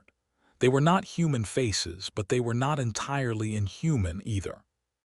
They were faces that had been built from the same template as human faces, but by a different architect, one who had the same materials but a different blueprint, one who had placed the eyes too close together and the nose too low and the mouth too wide, far too wide, extending from where the ears should have been on one side to where the ears should have been on the other. A mouth that was not a mouth but a seam, a fissure in the face that opened and closed with a rapid, fluttering motion that was not breathing and not speaking but something in between. And they were murmuring, the rapid-fire, guttural chattering that the group had heard from the trees, the sound that had echoed their conversations, the sound that was not language but was language-adjacent, the sound of creatures that had been collecting human sounds for a very long time and that were now standing in the passage, blocking the exit, deploying their collection. The murmuring was not random. It was layered, each creature producing a different sound, the sounds combining and separating and recombining in patterns that had the structure of communication, the syntax of conversation, the rhythm of speech. And underneath the murmuring, barely audible, the voices, the human voices. Fragments of the group's conversations from the past 4 days, played back in the guttural rasp of creatures that had no vocal cords, that produced sound not through a larynx but through some other mechanism. A fleshy, vibrating throat that David could see in the flashlight beams, pulsing beneath the skin of the creatures' necks. A rhythmic, peristaltic motion that was not breathing but was the physical act of sound production, the biological machinery of mimicry in operation. The discovery of a lifetime, Pieter's voice, from the throat of a creature that had never seen the ocean. Older than the oldest known figurative art, Anna's voice, from a mouth that was too wide for the words. Something is repeating what I said, Webb's voice, from a body that was standing on the ceiling. David looked up. The ceiling was alive. More creatures, dozens of them, were clinging to the limestone above their heads, their fingers and toes gripping the rock with a facility that defied gravity, their bodies inverted, their faces looking down at the group with the same flat, absorbing eyes, their mouths opening and closing in the same rapid, fluttering motion, their throats pulsing with the same peristaltic rhythm. They were surrounded. The attack did not come immediately. That was the horror of it. The creatures did not charge. They did not swarm, they circled, they murmured, they watched. And then they began to separate the group. It was done with a precision that was not instinctive but strategic, the product of an intelligence that was not human but was not inferior, an intelligence that had been hunting in these caves for millennia and that had developed over those millennia a methodology. They used the voices. They used them individually, each creature deploying a different fragment of human speech. The fragments chosen and deployed with a specificity that suggested not just collection but understanding. The understanding of which sounds would produce which responses. The knowledge that the voice of a loved one calling for help would override the knowledge that the loved one was not there, that the voice was a fabrication, that the sound was a lure. "Help me, I fell, I can't get up," Petrus's voice from a passage to the left. "Is anyone there? I can't see, someone help," Anna's voice from a passage to the right. "Henrik, Henrik, where are you? I'm scared." A child's voice, no one's voice, a voice that had been collected from somewhere else, from someone else, from a previous expedition, a previous victim. And it was coming from above, from the ceiling, from a creature that was hanging upside down and producing, through the pulsing throat sac that was not a larynx, the exact, terrified cadence of a child calling for its father. Henrik moved. David saw it happen, the big Dane's body lurching forward, drawn by the child's voice, his face slack and his eyes unfocused, the same expression that David had seen on Julian's face. But there was no Julian here. This was a different story, and Henrik was not a fragile artist but a man who had climbed Everest twice. And the fact that even he was being pulled meant that the lure was not psychological but physiological, not a trick of the mind but a trick of the body, a sound that bypassed the cortex and struck directly at the limbic system, at the ancient pre-verbal part of the brain that recognized the cry of a child as an imperative, not a request. "Henrik," Sophia grabbed his arm. "It's not real, there are no children here, it's the creatures." Henrik stopped. He shook his head, blinked, and the focus returned to his eyes, and David saw on his face the expression of a man who has just realized that his body is not entirely under his own control, that there are sounds that can command him, that can move his legs without his permission, and that the thing that commands him is a creature that he cannot see, and that is hanging above his head, and that is speaking in a voice that it stole from a dead child. "Stay together," Johann shouted. "Do not listen, do not follow the voices, they are trying to separate us. If we are together, they cannot take us." But the creatures were not relying on the voices alone. As the group pressed together, back to back, in the center of the chamber, the creatures on the walls began to move, not toward them but around them, circling in a slow, deliberate pattern that tightened with each rotation, the circle narrowing, the space between the creatures and the group shrinking. And as they moved, they dropped things. Small things. Objects. They fell from the creatures' hands or mouths, David could not tell, and landed on the cave floor around the group with soft, wet sounds. David looked down and saw in the flashlight beam what they were dropping. Bones. Small bones, human bones, finger bones and rib bones and vertebrae.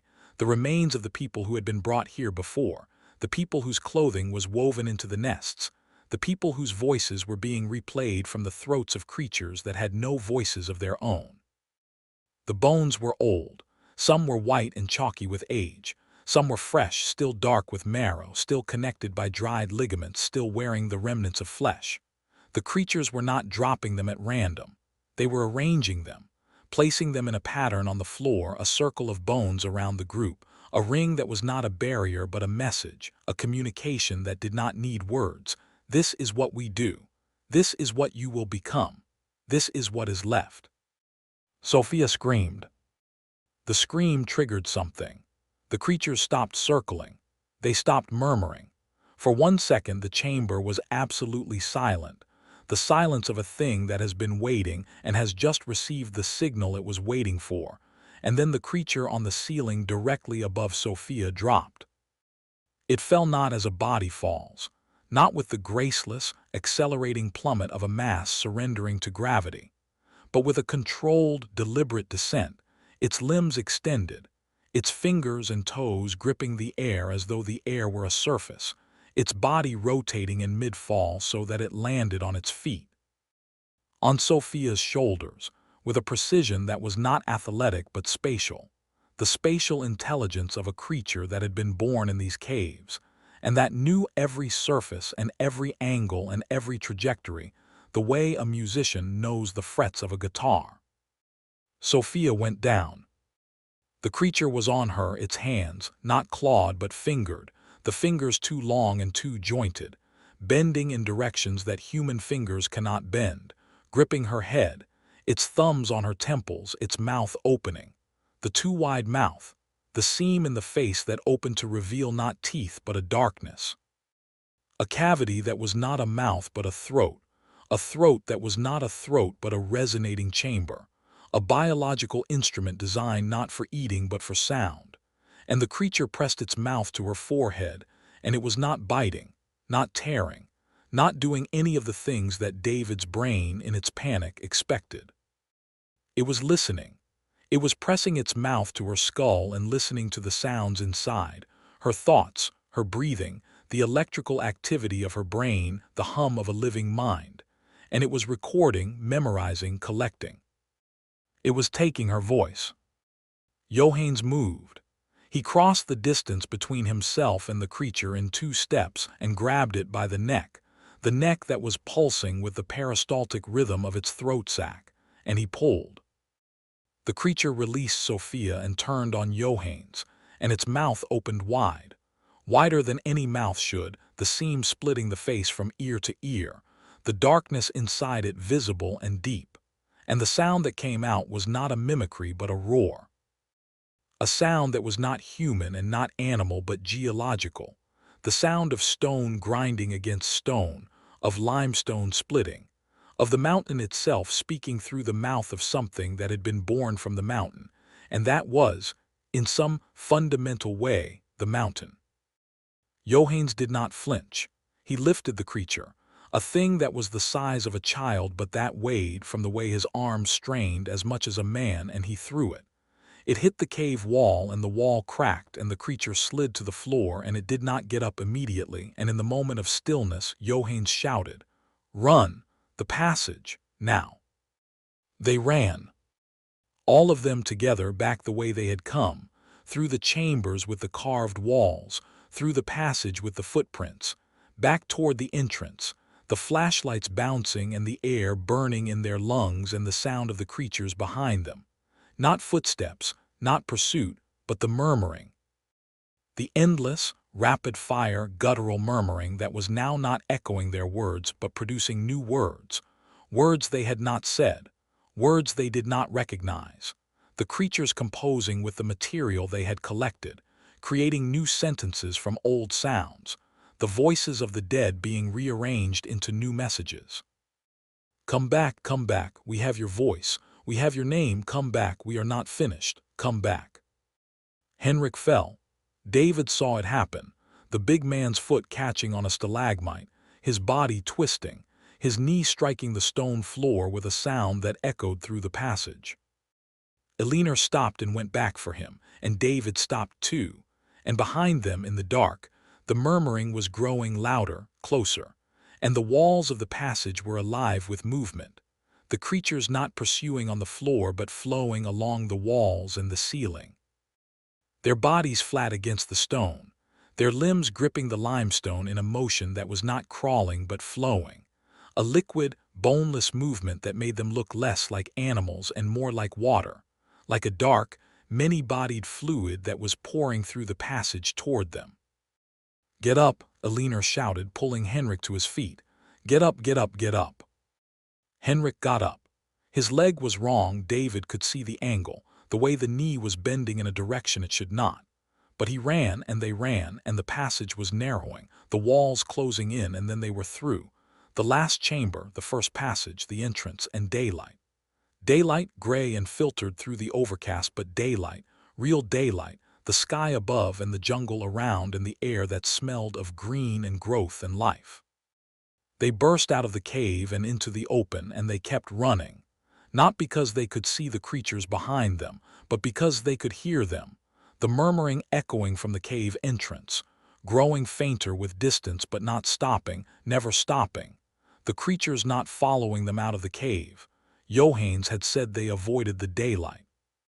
The open sky, but standing at the entrance, at the boundary between dark and light, and speaking in the voices they had collected, speaking in the voices of the group, speaking in the voices of every person who had ever entered the caves and who had never come out. Come back, we are not finished, come back. They reached the camp. They found Petrus, alive, sitting by the dead fire, his eyes wide and his hand on his throat, and when he saw them, his mouth opened and no sound came out, because the creatures had already taken his voice, and without his voice, Petrus was a man who could scream but could not be heard, and the silence of his scream was the most terrible thing David had seen since the creature on the ceiling. They counted: Pieter, Webb, Yuki, Henrik, Aliner, Sophia, Anna, David, Johannes. 9. They were 9. They had been 10 when they entered the cave. One was missing. Where's Marcus? Anna said. They looked at each other. Dr. Marcus Webb, the biologist, the skeptic, the man who had been so certain that the footprints were hominin and that the caves held no surprises, Marcus Webb was not with them. He had been behind David in the passage. He had been there when the lights went out. He had been there when the creatures surrounded them. And somewhere between the chamber and the exit, he had stopped running. They heard his voice. It came from the cave entrance, faint, echoing, distorted by the passage and the distance but recognizable.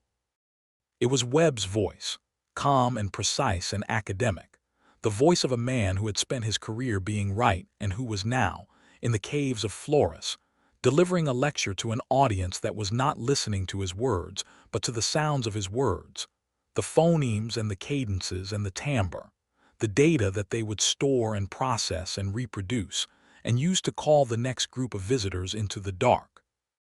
Fascinating, Webb's voice said, from the mouth of the cave.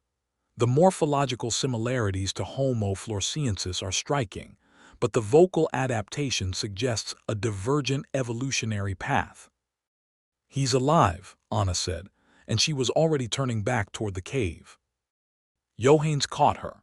His grip was iron, and his face was the face of a man who has seen this before, who has seen someone turn back toward the voice, who has seen the result, who carries the memory of it the way a soldier carries the memory of a battle. That is not Dr. Webb, Johannes said. Dr. Webb is dead. What you are hearing is the sound of the thing that ate him, wearing his voice the way you would wear a coat. Anna stared at him. Her eyes filled with tears and her mouth trembled, and David watched the war that was happening inside her, the war between the part of her brain that knew Johannes was right and the part that could not, would not, accept that the voice of her mentor, the man she had worshipped, was now nothing more than a recording, a sample, a file in the library of creatures that had no library and no files, but that remembered everything they had ever heard, kept in the flesh of their throats, replayed on demand forever. We need to go, David said, now before they come out. They will not come out, Johannes said. Not in the daylight, but we need to be far from here before dark, because when the dark comes they will come out, and they will have a new voice to call us with. They ran. Johannes led. He moved through the jungle with a speed that was terrifying in itself, not the speed of a man running but the speed of a man who knew the terrain so intimately that he could move through it without thinking, without looking, without hesitating, his body following paths that his conscious mind was not charting because his body had been walking these paths for 60 years, and the paths were written in his muscles and his bones. The others followed as best they could.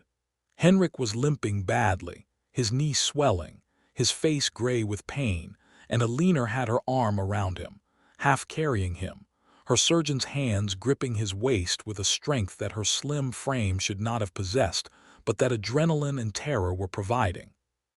Sophia was in shock. She had not spoken since the creature had pressed its mouth to her forehead, and her eyes were open and fixed, and her breathing was shallow and her skin was cold.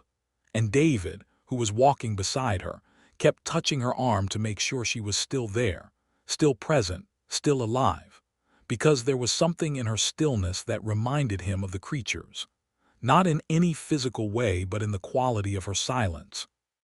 The vacancy of her expression, the sense that the person inside the body was no longer fully present, that something had been taken or something had been left behind in the cave, in the moment when the creature's mouth had touched her skin and its throat had vibrated against her skull.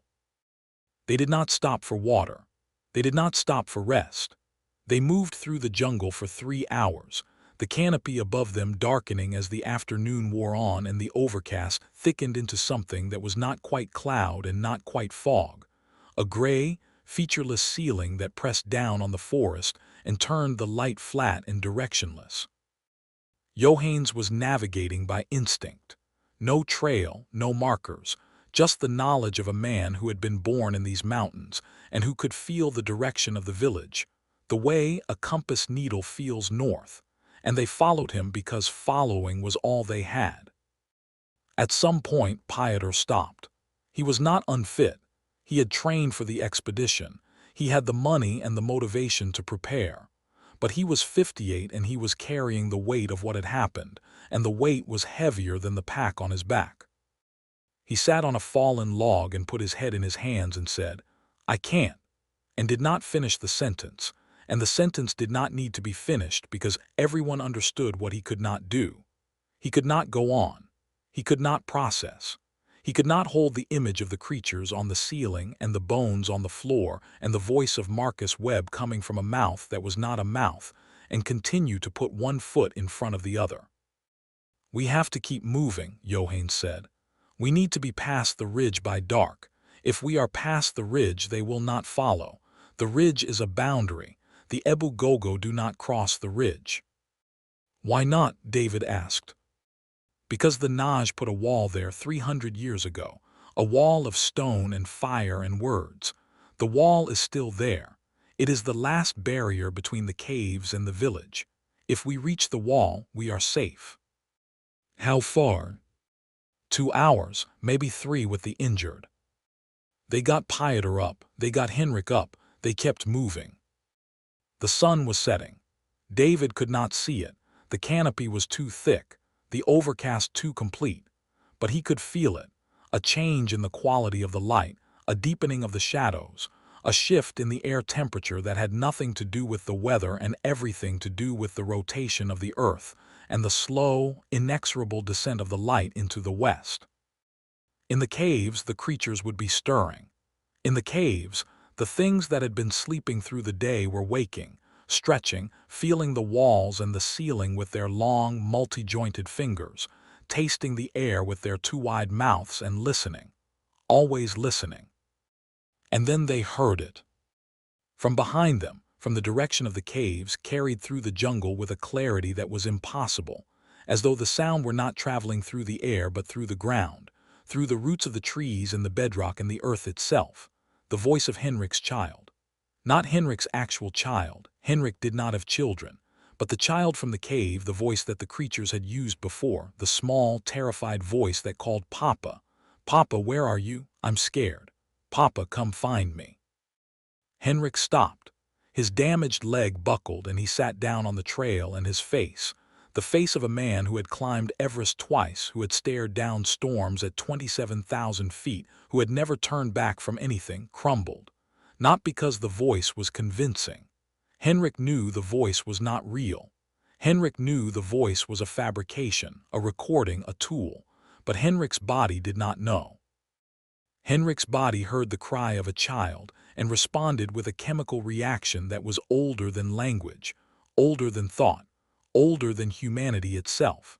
A flood of adrenaline and cortisol and oxytocin, the hormones of protection, the chemical imperative to find the child and bring it to safety.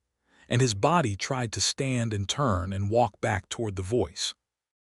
And his mind had to fight his own body, had to pin his own legs to the ground, the way the priest in Valsaleni had pinned his own hands. And the effort was visible, the war between cognition and chemistry playing out on his face in real time. "Don't listen," Johannes said. He was standing over Henrik, his face set, his hands on Henrik's shoulders holding him in place. "It is not a child. It is the Ebu Gogo. They have followed us. They should not have followed us, but they have. They are behind us in the trees and they are using the voices." The voice changed. It was not Henrik's child now, it was Eliner's voice. Eliner, who was standing right there, alive, gripping Henrik's arm, was hearing her own voice come from the trees behind them. "Run! Run! I can't carry him! Run! Leave him! Save yourself! Run!" Eliner's face went white.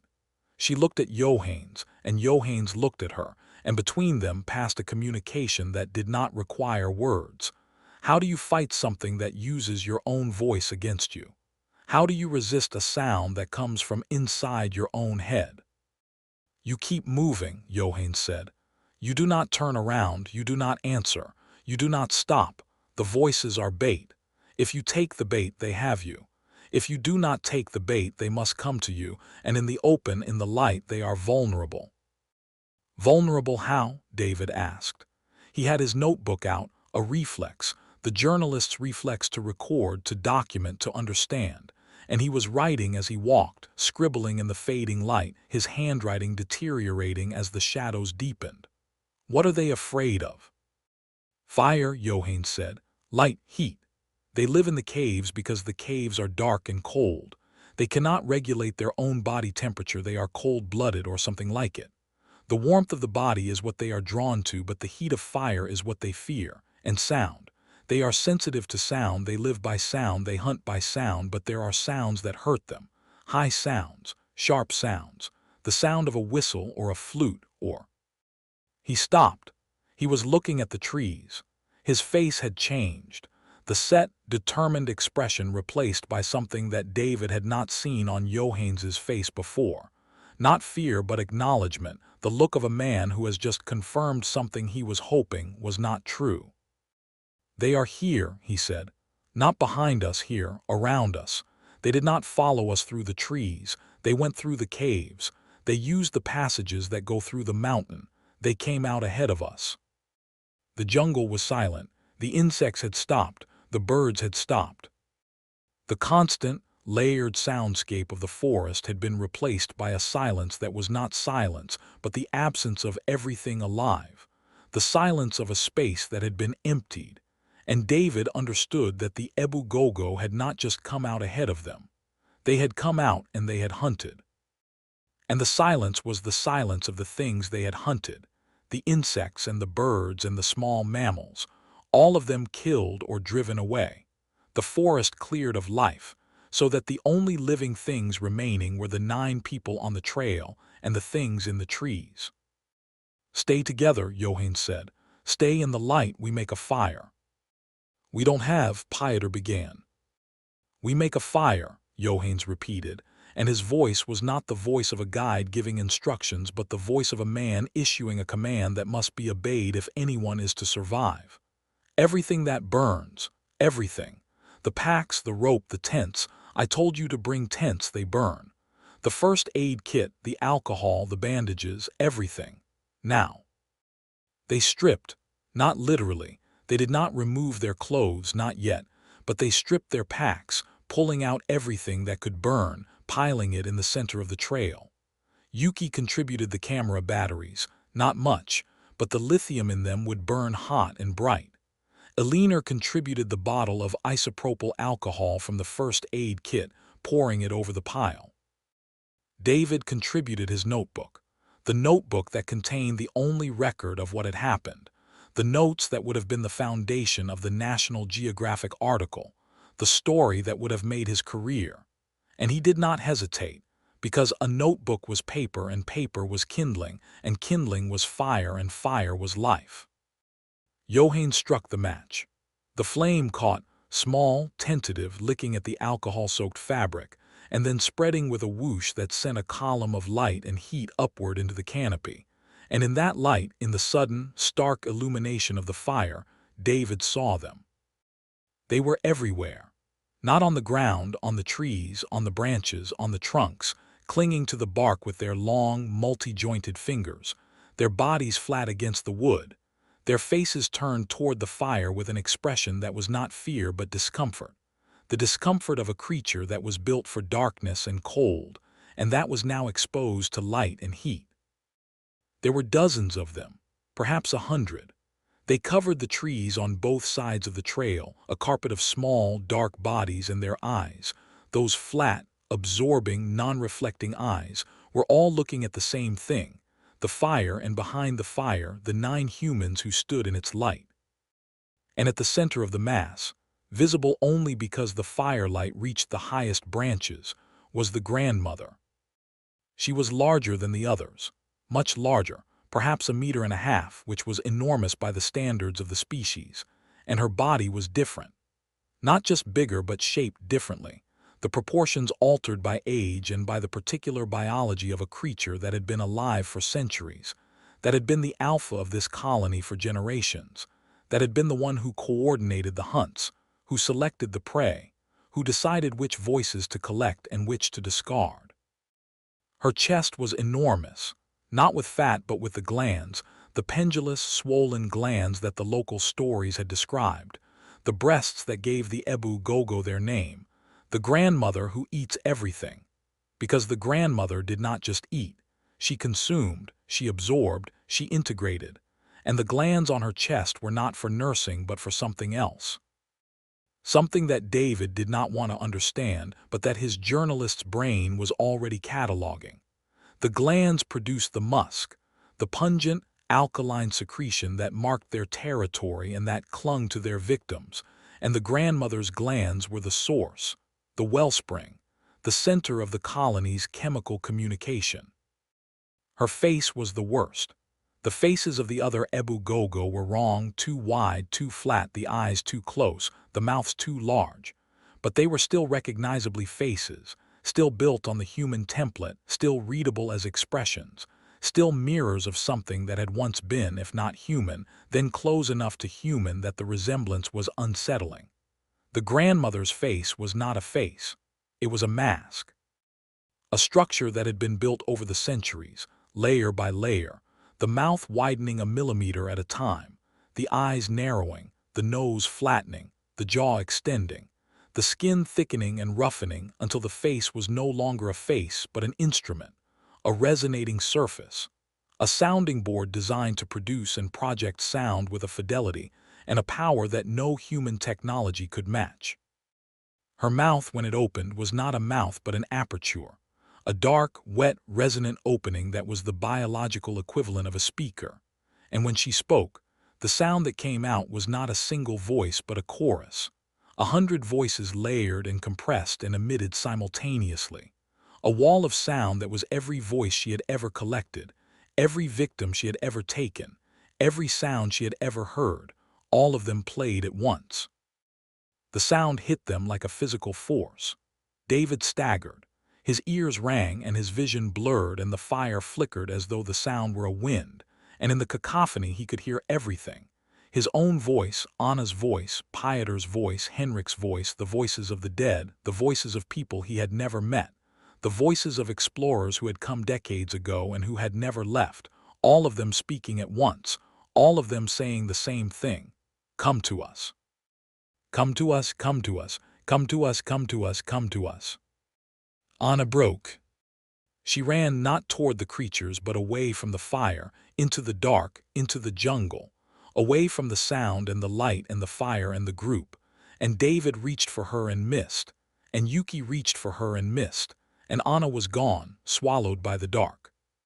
By the silence that existed beyond the reach of the firelight, and from the dark, seconds later, a sound. A short, sharp scream cut off immediately as though a hand, not a clawed hand, a fingered hand, a hand with too many joints, had been placed over her mouth. And then nothing. Anna, Pieter shouted, and he moved to follow her, and Johannes grabbed him and held him, and the fire was dying. The alcohol had burned off, and the fabric and the paper were smoldering, and the light was shrinking, the circle of warmth contracting, the shadows advancing, and in the shadows the creatures were moving, not retreating but advancing, the fire no longer enough to hold them back. The flare gun, David said. Pieter Terra Nova packed a flare gun. Where is it? Pieter stared at him. Then, through the haze of shock and grief, he remembered. The emergency kit. The flare gun that was standard equipment for any Terra Nova expedition, packed in a waterproof case at the bottom of the supply crate. The supply crate that had been stripped, that had been thrown on the fire, that was currently burning in the center of the trail. David dropped to his knees and reached into the fire.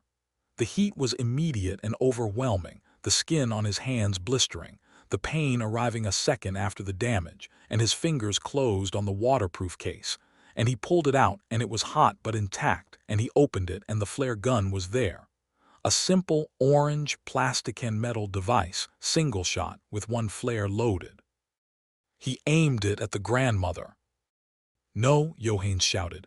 "Not at her, at the ground. The fire will burn at 2,000 degrees. It will create a wall they cannot cross. Aim at the ground." David aimed at the ground. He pulled the trigger.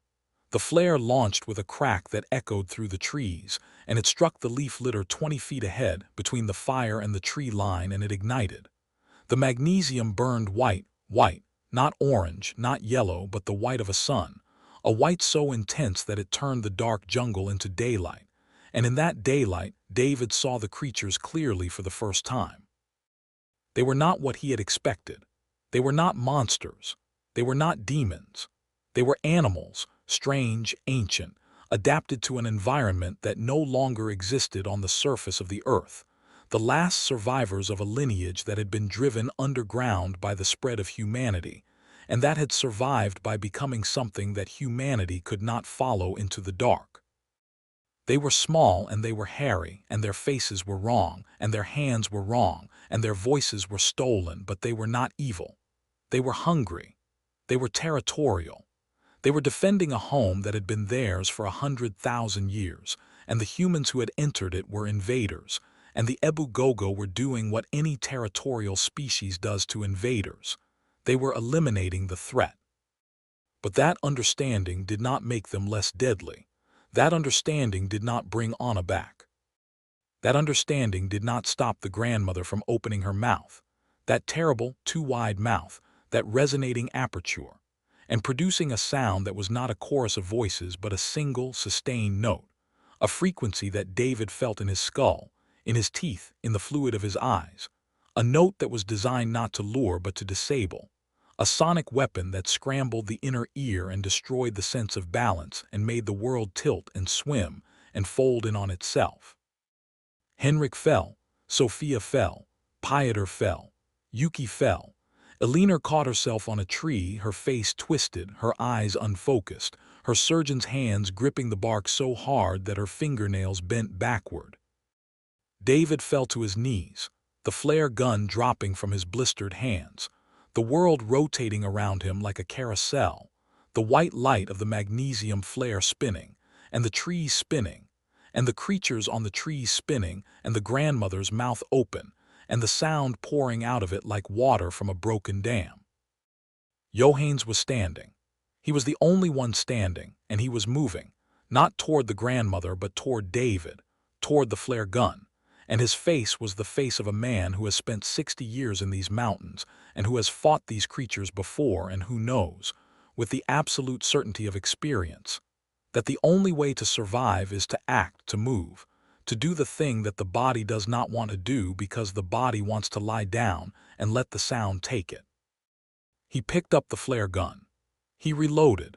The case had one more flare, a single round, and Johannes loaded it with hands that were steady, that did not shake, that had been steady for 60 years in these mountains, and that would be steady for 60 more if the mountains let him live that long. He aimed at the grandmother. "No," David shouted, or tried to shout, but the sound coming from the grandmother's mouth was so loud and so pervasive that his own voice was inaudible, even to himself, and the word was not a word but a thought, a silent protest that died in the air between his mouth and Johannes's ear. Johannes fired. The second flare struck the grandmother in the chest, in the swollen, pendulous glands that were the source of the musk, the center of the colony's chemical communication, and the magnesium burned at 2,000 degrees, and the grandmother's body ignited. Not the clean, instant combustion of a creature that is flammable but the slow, horrible, writhing combustion of a creature that is wet and dense and alive, the magnesium burning through the flesh and into the fat and into the glands and the musk igniting, the alkaline secretion proving to be, in the presence of 2000-degree magnesium, flammable, and the grandmother became a torch. The sound stopped. The sonic note cut off as abruptly as a wire being cut, and the silence that followed was not silence but the aftermath of sound, the ringing, the pressure, the disorientation of bodies that had been subjected to a frequency they were not designed to endure. The creatures on the trees scattered.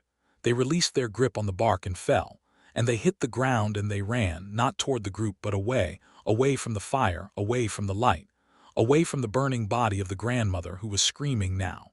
Not with stolen voices but with her own voice, the voice of the Ebu Gogo, the voice that had no words and no language but that communicated, in its pitch and its frequency and its desperate, ululating quality, one thing: pain. The grandmother ran. She ran into the trees, burning, and the fire spread to the undergrowth, the dry leaf litter, the dead branches, the drought that had been affecting this part of Flores as much as it had been affecting the Carpathians, and the jungle caught fire, and the fire roared up the canopy, and the smoke rolled over them like a wave, and David was on his knees in the smoke and the heat and the screaming, and Johannes was pulling him up, pulling him forward, pulling him toward the ridge, toward the wall, toward the boundary that the Ebu Gogo did not cross.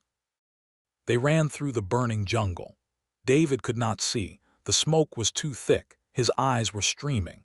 The magnesium had left afterimages on his retinas that turned the world into a series of white spots on a black field.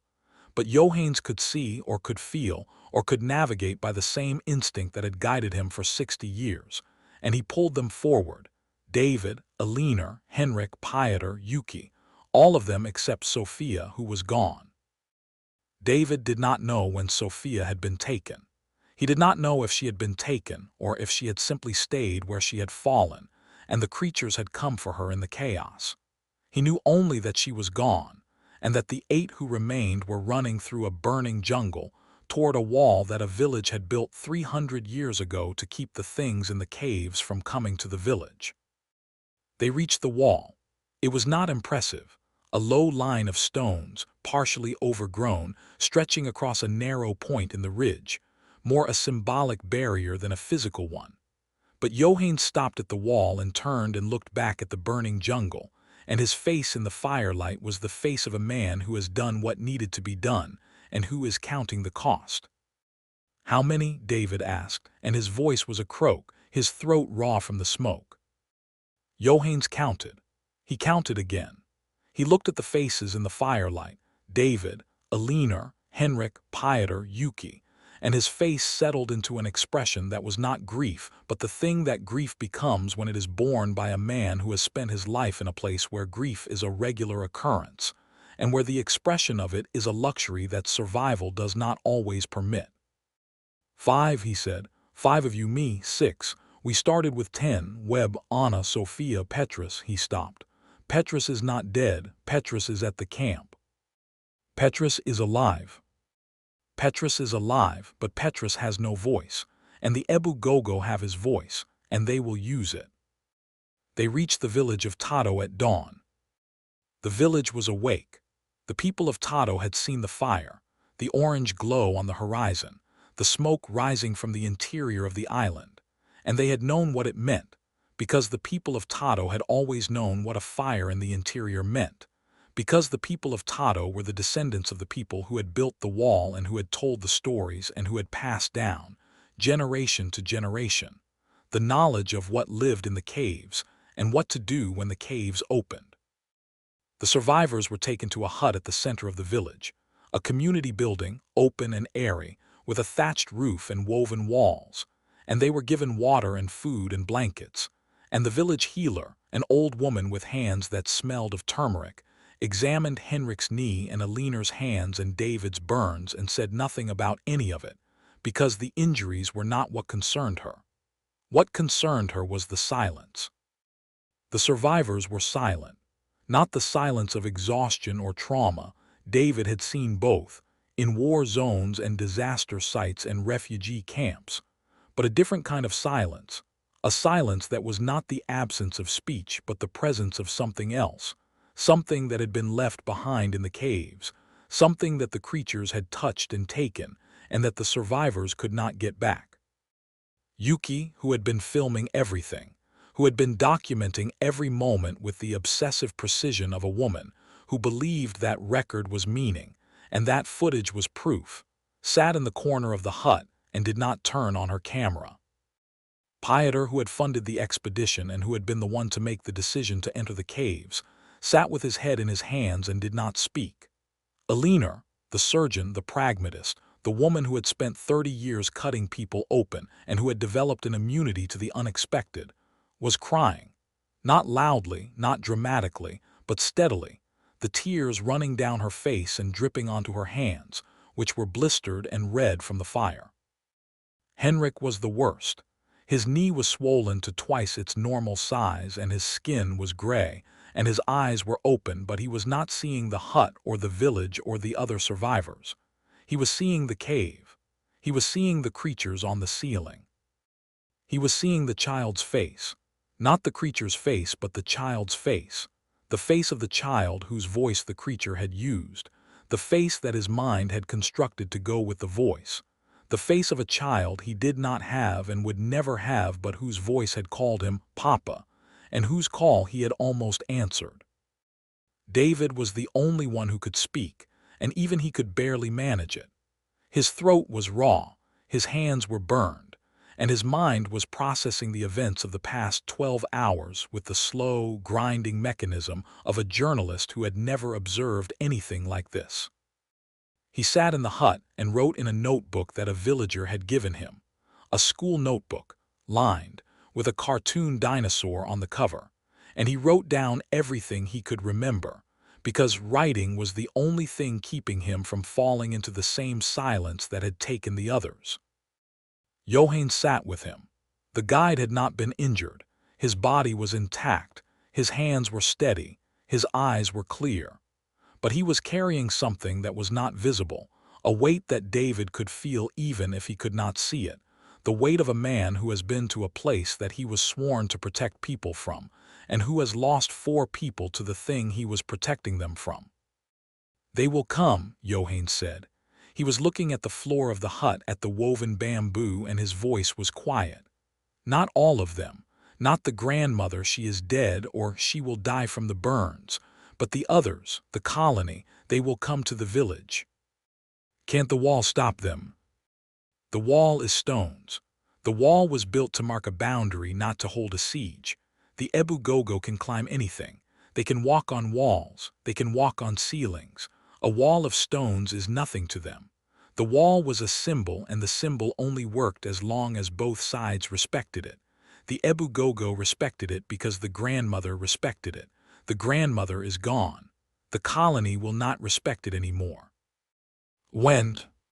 "Tonight. They will wait until dark and they will come. They are coming for us. We entered their territory and they will not let that go unpunished. And they have new voices.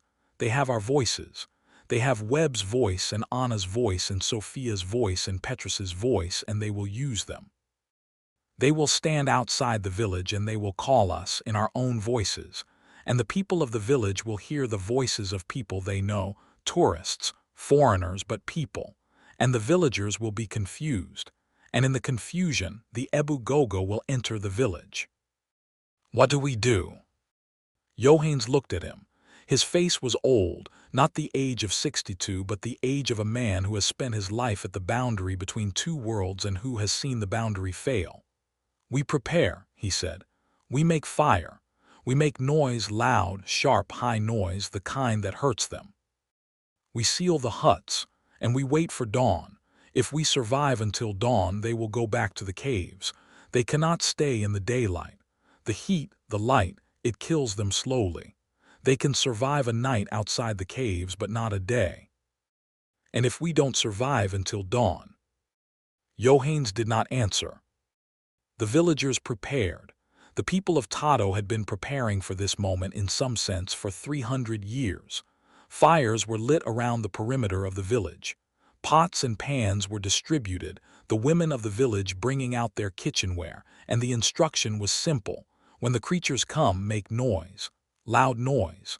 High noise. The foreigners helped.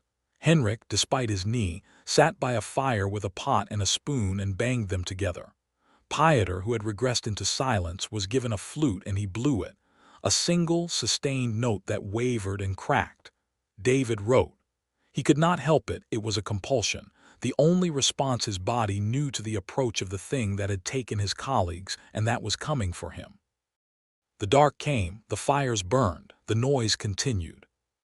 And at 11 o'clock, the voices began. The voices came from the jungle, from beyond the ring of firelight. They were the voices of the dead, Webb's voice, Anna's voice, Sophia's voice, Petrus's voice, but also older voices, voices collected from previous expeditions, from the Naj people who had been taken before the wall was built, and they spoke in Naj and in English and in Dutch and in languages David did not recognize, and they all said the same thing. Let us in. We are cold. We are hungry. Let us in. The villagers did not let them in.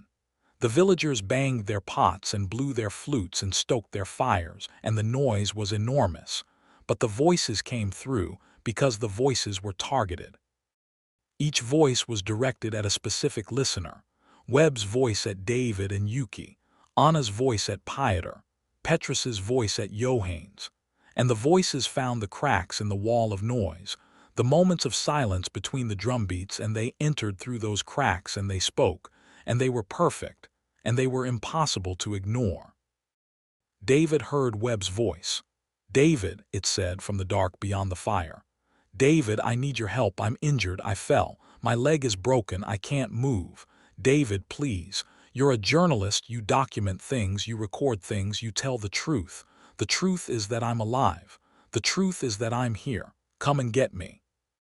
David's hand stopped writing. His pen hovered over the notebook.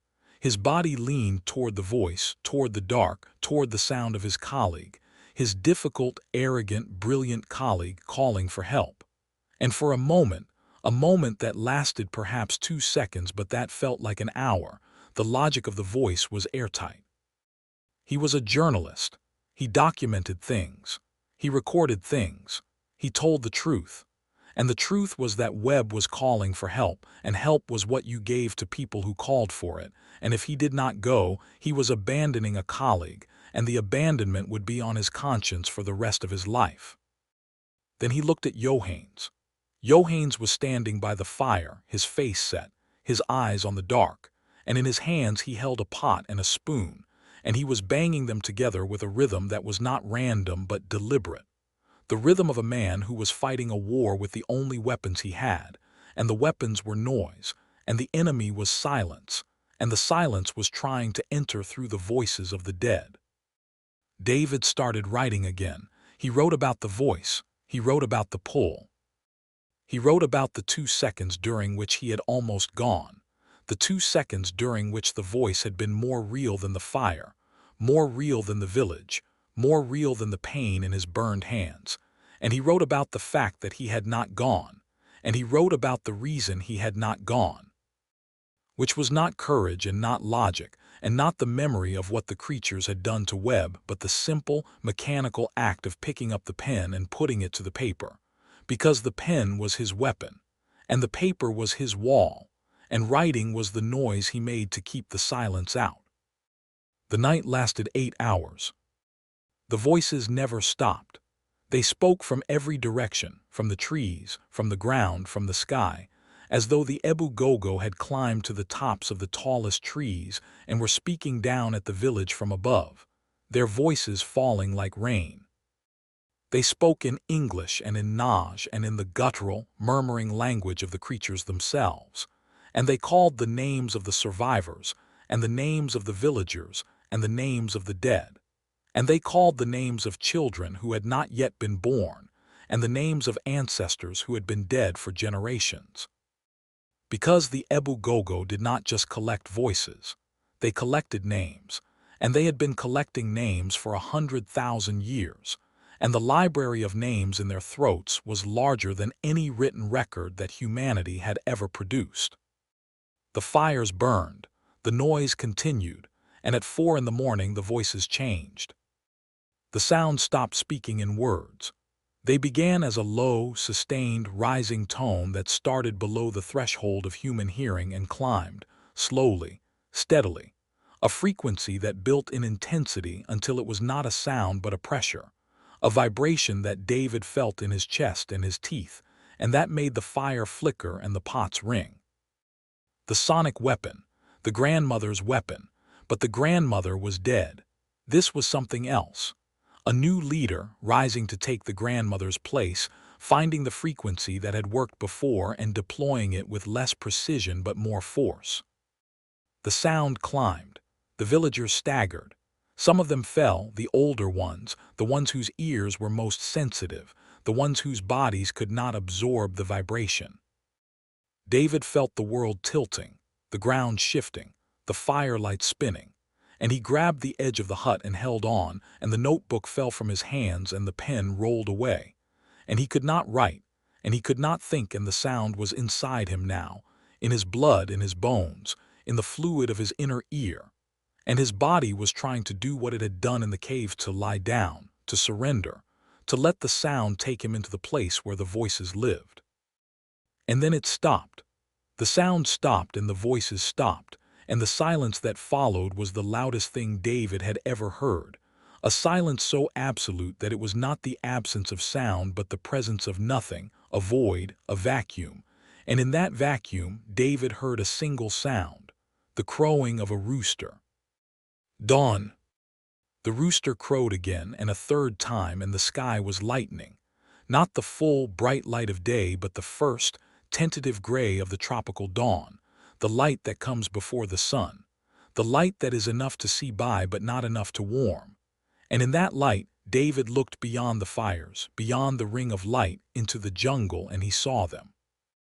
They were retreating, not running, retreating with the slow, reluctant withdrawal of a predator that is constrained by the light. They moved through the trees with their rolling, shuffling gait, their faces turned away from the growing light, and they were not silent.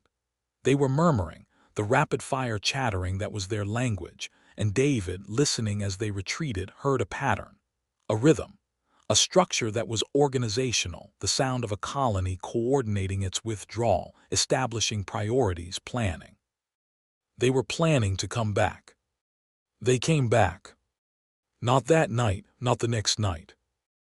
But a week later, after the survivors had been evacuated to End, the nearest city, and after the village had begun to return to its normal rhythms, and after David had filed his story, not with National Geographic, which would not publish it, but in his own notebook, which no one would ever read, and after the fires had been extinguished and the pots and pans put away, and the flutes hung on their hooks, and the life of the village had resumed its surface normalcy, the Ebu Gogo came. Not to the village, to beneath it. The village of Tato was built on a limestone shelf, and the limestone shelf was the roof of a cave system, a different system from the one the expedition had entered, but connected, because all the caves in this part of Flores were connected, because the mountain was hollow. David was not there for the return. He was in a hospital in End, his hands bandaged, his mind not recovering but recording, always recording, the images and the sounds and the voices playing in his head on a loop that he could not stop. But Johannes told him, in a phone call, that David recorded because recording was the only thing that gave him a sense of control, the only thing that turned the horror into data and the data into something that could be held and studied and perhaps understood. They came under the village, Johannes said. His voice was tired, the tiredness of a man who has fought a war and won a battle and lost the campaign. They came through the caves beneath the limestone. They came up through the floor of the hut where you slept, the community hut. There was a gap, a crack, and through the crack a sound. What kind of sound? A murmuring, a low, rapid-fire murmuring, and then the voice, Petrus's voice, calling for help, calling for someone to come down, calling for someone to open the floor. Did anyone? No, the villagers heard it, they recognized it, they knew what it was, but Petrus's wife, Johannes stopped. Petrus's wife did not know. She had not been told. She heard her husband's voice coming from under the floor of her hut, and she opened the floor. Silence. David's hands, bandaged and burned, gripped the phone. She went down into the gap, and the gap closed, and she did not come back. And the next morning the villagers heard her voice, coming from under the floor, calling for help, calling for someone to open the floor. David closed his eyes. He could hear the shape of it, the structure of the trap, a voice calling from below, a loved one opening the floor, the loved one taken, the loved one's voice added to the collection. The new voice used to call the next loved one. A chain, a cycle, a system that was not malevolent but biological, the biological imperative of a predator that had found a new hunting ground, a new source of voices. And the murmuring, David said, the low murmuring, is it still there? It is always there, Johann said. It has been there since the first night. It comes from under the floor of every hut in the village. It is very quiet. You have to put your ear to the floor to hear it, but it is there. It is always there. David opened his notebook, the dinosaur notebook, and he wrote down Johann's words and the story of the expedition, from the campfire where Petrus had told the story of the Ebu Gogo to the phone call where Johann told him about the voice under the floor. And when he was done, he sat in the hospital room in End and he listened. The hospital was quiet. The air conditioning hummed. A nurse walked down the corridor, her shoes squeaking on the linoleum. A television played in the next room, the sound muffled by the wall. Normal sounds, human sounds, the sounds of a world that did not know about the caves and the creatures and the voices. And beneath those sounds, if he held his breath and pressed his ear to the floor, David could hear something else. A vibration. A low, rapid-fire murmuring that was too quiet to be heard but not too quiet to be felt. A vibration that came through the concrete and the earth beneath the hospital. A vibration that was not mechanical and not electrical, but that was, unmistakably, speech. The murmuring of things that had no voices of their own, speaking in the voices of the dead. And then beneath the murmuring, a voice he recognized, a voice that made his blood go cold. David, the voice said. David, I need your help. I'm injured. I fell. I can't move. David, please come down and help me. Come down and find me. Come down. The voice of Dr. Marcus Webb, speaking from beneath the floor of a hospital in End, Indonesia, 1,000 kilometers from the caves where he had died, carried through the limestone and the earth and the concrete by creatures that had no vocal cords but that remembered, in the flesh of their throats, every sound they had ever heard. David did not go down. But he heard the voice, and the voice heard him. And in the village of Tato and in the caves of Flores, and in the limestone that connected them, the murmuring continued and the voices multiplied, and the hollow throats of the Ebu Gogo filled with the sounds of the living, and the living went about their lives, and they did not put their ears to the floor, and they did not hear the murmuring, and they did not hear the voices. But the murmuring was there. Thank you for listening to today's stories. If you enjoyed, please leave a like and subscribe, so you don't miss the stories yet to come.